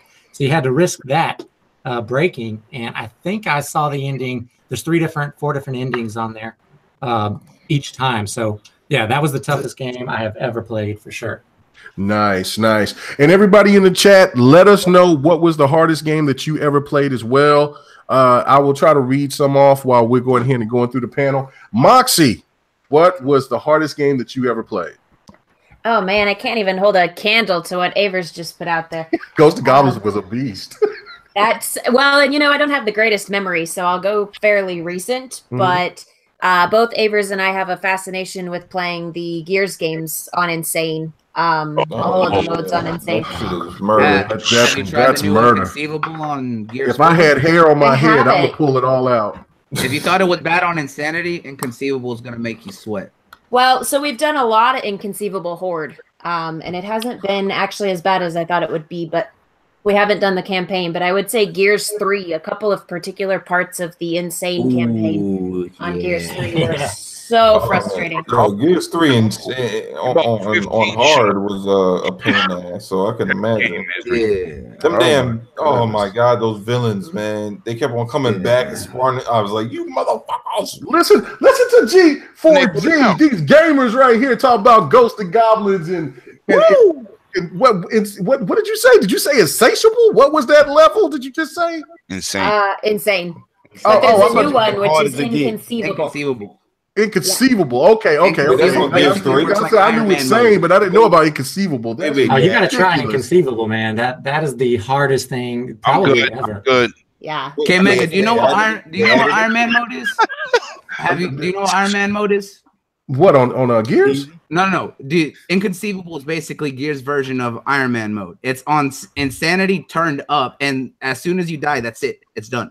Yeah, that's it. Yep. I know I played insane. Over. Me and X. You got to start all the way over. Yeah. Well, that's crazy. Oh, hell. Is that horde mode? It's on horde and on story. Okay, because I haven't played a lot of horde, and I have played story, but I played. Me and Xbot 448 played insane, and then Xbot jumped out. Man, he was like, I can't do it, and I jumped in, and I played with somebody else, but it was very tough. So yeah. Okay, well let me answer that question real quick. Yeah, go ahead. I know you got to go ahead and do your stream. Infamous. With the multiple Call of Duty campaigns on hardened mode. That's the hardened. Come on, you're talking veteran, girl. Come on. I mean veteran. That's what I thought. Big mode was crazy. Yeah. I play on normal and then I go straight to veteran. Hey, I still remember veteran mode on Call of Duty 4 and the very last mission. Yeah, on the airplane, like a motherfucker. Yeah, it is tough, but I don't know, man. No, I don't know. I mean, my game's gonna win. My game is gonna kill it all. Oh well, what's your game then? Well, no, I'm the host. I gotta do it last. Go Mr. Host. Let's we'll just go to you. 108 Dragons. What's the name that probably none of y'all played? Gold 13 NES, baby. Oh, that game was stupid. That game was really stupid. I did love the love scene, though. I just showed my age. You did show your age. That was the love scene. People in the party chat. That's a real gamer's number right there. That's what I'm talking about. That was a good. But hang on. But what about the original Ninja Turtles game? Oh, yeah, Ninja Turtles games. Yeah, that was hard. Once you got to the dam, it's over. You can't beat it. It was tough. There was a game called Tiger Healy that was harder than Ghosts and Goblins, but you couldn't really beat it, so I didn't want to consider that one. Oh yeah, Tiger Healy. Okay. I've heard of Tiger Healy, but I never played that game. You couldn't jump over the tank because it was a glitch. So you had to. Oh yeah. Let's not talk about that. Hardest game in history, baby. Yeah, boy, Urban Gamer, aka No Fanboy, Ninja Game Black. Ninja Game was a very tough game. It was a very tough game, but it was beatable. It was beatable. Right. That jumping, the jump to get to the main boss in the middle of the game was probably the hardest thing ever. That goddamn jump over the jump. Yeah, that jump. So okay, what's up with you, 100? What was the hardest game for you? Okay, 100. That's what I'm saying. Is that the hardest game for me was the Ninja Turtles game. Oh well, hold on. Go ahead. 100. The hardest game I ever played, Ninja Gaiden. Matter of fact, no, I said it the other day. Comic Zone. What? Come on, man. That game was I throw every time I throw the controller. That's on the same level as Earthworm Jim, bro. That's not that game was hard. It ain't that hard. Man, that game was hard. How many times you didn't die? I died a lot, but I beat it. I would have believed Contra more than the Comic Zone. Nah, Contra is stuff up, down, A, B, start. That's all you got to do with that. I mean, yeah, but if you could do it legit, the hardest part is beat the tank, one man. You can't beat the other one is Ninja Gaiden. Matter of fact, I got a perfect example. Original Pitfall. Okay, all right, okay, there you go. Yeah. We'll give you that. Yeah. Hey, you know when the guest jumps on your ass and say, "Okay, we'll give you that one. We'll give you that one." I ain't trying to be rude or anything, but I do gotta go. Do your shout outs. Do your shout outs before you go, lady. Rolling Gaming, intermediategaming.com. I put the information in the chat. Our guest, thank you for joining us. I'm not trying to be rude, but man, I got to go. One love, motherfuckers. See? With the razor blade in the mouth. That's all right. That's my girl, man. That's what I'm saying. Thank you so much. All right. What about you, Triple Cut Chuck? What was the hardest game for you? Okay, before I say the name of it, I'm just gonna say it was a GOW cartridge. You got to be, you know what I'm saying, back in the 80s to know about this here. There was that first Zelda game. It was either I was too young to be playing it, or the game was just that damn hard because I couldn't figure out what to do on shit. I'm running around, and I only had like 3 games, and that was a game I had and couldn't beat it. Man, the original Zelda, we be just doing a little poking thing, and I was like, man, this is crazy.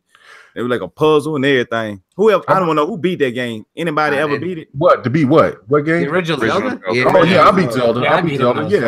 Beat Ganon. Yeah. Names nobody's gonna remember. Y'all must ain't beat it. In terms of the logistics of the game, Metal Gear, when they called the health power up rations on the NES.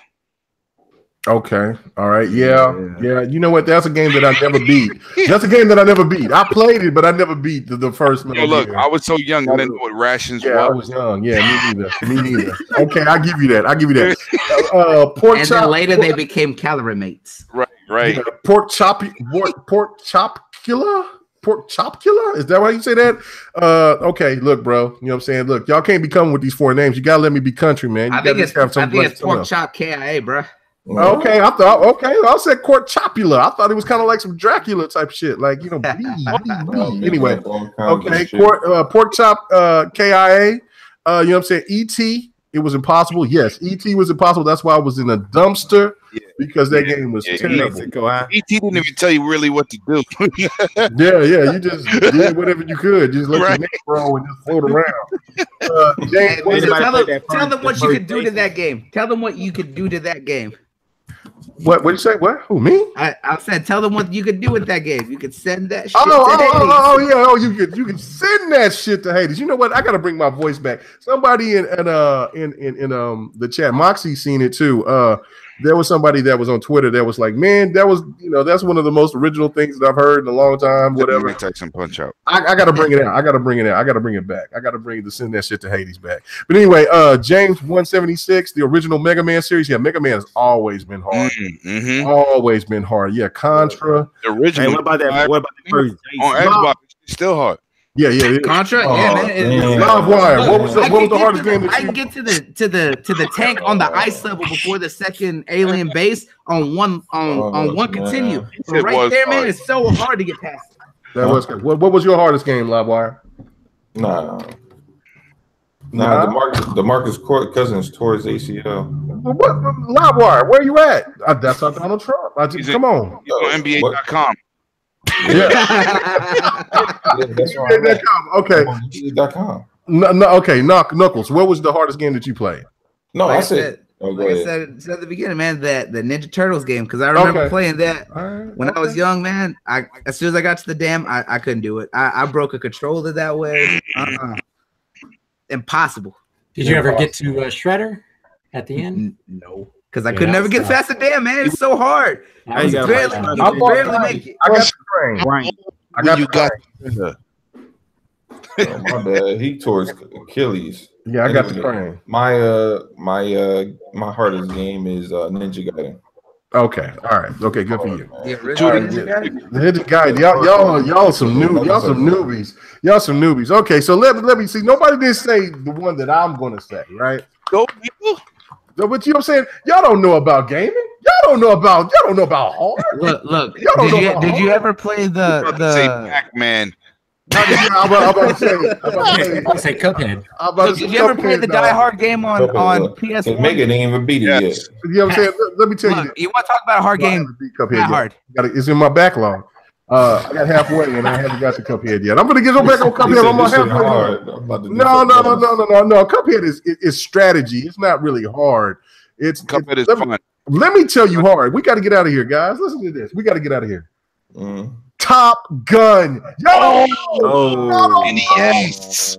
Yes, Top Gun. Means you can listen. If you can land that plane on that carrier, you were godlike. You know what I'm saying? Godlike. What's your mother's last name is? We might be brothers. That's crazy. Man, that was stupid. And then also a game that I did beat, but I had to get older to beat it. Rygar. Rygar was, as a kid, that game was really hard. The original Ragnar. Rygar was the shit. So anyway, all right. So we about to go ahead and sign out. And let me just throw a notable mention, you know what I'm saying, for a game that really pissed me off because Avers brought up the fact of multiple bosses. You know what? You can go to hell, Parasite Eve, because if I had to fight as many bosses with this as little energy as I had and kept running around that damn boat. Oh, but it felt good when I beat the game, man. Hey, Mega, you forgot one more. What? I had a Kid Icarus. Oh yeah, Kid Icarus. Yeah. Oh, and Grady, 100. Doom brought Gradius. Yeah, that little shooter was ridiculous. Gradius ain't that hard. Yeah, well, it's hard if you're playing by yourself or saying whatever. But anyway. Yeah, but okay. Anyway, let's go ahead and do our sign outs because you know what? Our special guests, they did double duty. You know what I'm saying? They were not only here, but they were also on Crossfire. So I know they got to be exhausted, ready to lay it down. So let's go to Moxie. Thank you so much for coming on. Hopefully that you will not be a stranger to the GRG podcast. Where can they find you at and what's going on, man? Thank you so much for coming on. Yeah, thanks a lot for having me. It was really fun. You can find us on YouTube. It's G4G Media, and there's dashes between the G's and the 4. And then on Twitter at Moxie_G4G Media. Thanks for having us on. It's really fun, and definitely probably need to get into some Sea of Thieves and stuff like that, and maybe come back when we have our schedules match up again. Yeah, absolutely. That would be great. And you don't have to be too politically correct. You can go ahead and say the black guys with the gold teeth. It'll be all good. You know what I'm saying? We will protect you. So what's going on? I'll rebuke you, man. He's like, I don't got to go with teeth. I don't know. Neighbors, I know that you're the second half of this wonderful podcast, of this wonderful show that you guys have, but go ahead and just do the same thing, man, and where everybody can find you individually, because I know that y'all both have 2 separate accounts on Twitter as well. Yeah, well, it's pretty much the exact same info that Moxie just gave out. You just replace Moxie with Avers, and it's the same thing. I think we're also linked in each other's bios, so if you go to one of ours, you can see the other one in there as well. So, yeah, thank you for having us on. It's been a lot of fun. This was great. Love to do it again for sure. And if anybody out there listening wants to check out the channel, we are trying to reach some of those high numbers that YouTube set for new people here on YouTube. So come and subscribe, check out our videos. I'll put together a couple of playlists. So if people want to help with getting up that watch time, you can just start a playlist and let it go. I'll do like a Sony specific one and a Xbox specific one. So that's pretty much all we've talked about. We haven't really talked a lot about Nintendo. I wanted to address Nintendo. I come to find out that story was bogus though. And what story? The story that I had in the comments that was that the game Celeste. And they come to find out that game was not, because that article, it just said that was a Nintendo game, because I never played it and I never even heard of it, but it's also on Xbox as well. So I was like, see, and I wanted to make a point about that, but that could be at another time. But like with Monster Hunter, they tried to deceive us. They didn't say nothing about no Microsoft version. Right.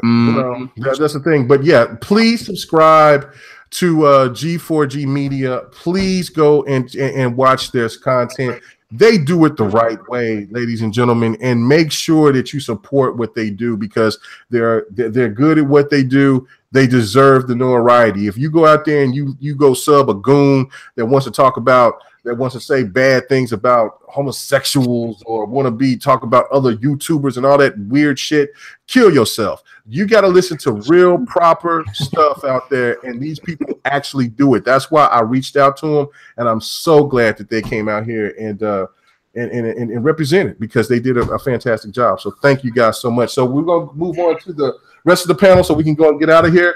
108 Dragons, where they can find you at, bro? You can always find me at my channel. Your GRG. But let me tell you, man, thanks for the guests coming through. That's how I started. And y'all definitely brought different points of views. And before we even got into the podcast, the conversation was incredible. And what I always promote on my channel when I talk about GRG is the different point of views with like no bias, just general gaming information. People that love games, that's everybody on this panel that everybody see. We just love games, and this is where it's at, man. And thank y'all for coming through. And I definitely, every time I get on this panel, I think I know everything, and I always learn something. That's what I'm talking about. Facts. Thank you. Facts. I love it. So Triple Cup Chuck, you up, man? I loved your feedback tonight, man. You was over here letting us know what you felt. You say I'm ultra casual, but you my boy, and you've been dodging me in Madden ever since my Rams got high in rating. I'm tired of you, man. You know, ain't no running in me. I've been walking for too long. Yeah, where can they find you at, bro? Oh yeah. You go on Wednesday night. You can find me on the Vibration podcast when we talk about Marvel, DC, comic books. You know what I'm saying? We be nerding out. It be just going crazy. It was a good time. I'm gonna let everybody know. Look. All my people out there that be getting nauseated when they be playing these first-person shooters, I'm going to do me a video on Sea of Thieves. I'm going to be the guinea pig for y'all. So if I don't get nauseated, I'm going to give it the go for everybody to better play it. But if I do, I'll just let y'all know. Nice. And go ahead and sub my boy Triple Cup Chuck, man. I'm up. You know what I'm saying? Yeah, he is up, and he got great content. You know what I'm saying? Intro Media Gaming in the house. LiveWire, you know what I'm saying? Where can they find you at? I know you came in late as usual. Oh, that's because your crazy ass didn't send me the doggone link. You should have had your channel banned, man. I can't sit there and I'm over here looking at man. I can't speak about that. I had to find form. Yeah. But anyway. You ain't shit. Yes, you know this. I'm sending your ass to the brig, man. Man, come on, man. We can't be doing this long. We got guests that needs to go, man. They did double time. Come on, man. Where can they find you? Anyway, man, yo, check me out. I'm always putting up gameplay or, some wild shit. You know what live do. I always have some entertaining discussion. I am going to be doing a lot more Sea of Thieves and kind of have the party chat so people can kind of see how our sessions go. But yeah, man, that's about it. Check us out. GRG, Sea of Thieves. Right. You know what I'm saying? And Knuckles, where can they find you at? What you got going on? Not much got going on. I'm always up on Saturdays. You can find me on the Smash Podcast. Woo! Always talk about anything nerdy. Got comics, movies, anime, manga, anything you can think of. We're always talking about it. We're actually doing a special episode tomorrow, live from the Monster Kingdom and Monster Hunter World. You can find us on Mixer at mixer.com/Bloody Knuckles. And as well as on Wednesdays, I'm on the Vibration Podcast. My boy Triple Cup over here. All right. So look, I'm looking right now in the thing, and then I see LiveWire say, I gotta go. Well, you was gonna take all day trying to talk about you get this before we get Ejecto-seat, come. Listen, anyway. So get out of here. Did I miss anybody? Did I miss anybody? Okay. 100.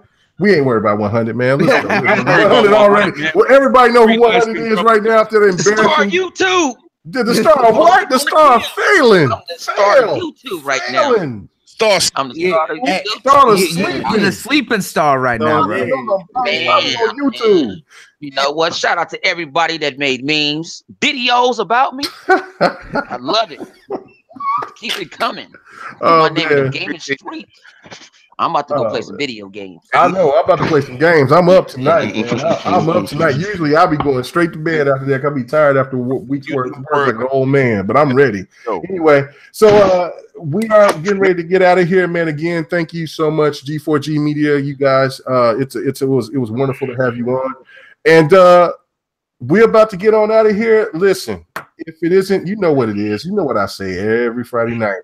If you ain't playing games, you better be doing the pants off, dance off, or your ass better be in bed going ready to go to work Saturday. If it ain't going down, then you better slow down. Let's get out. Everybody, thank you for joining the GRG podcast. Until next week, have a blessed night. Peace.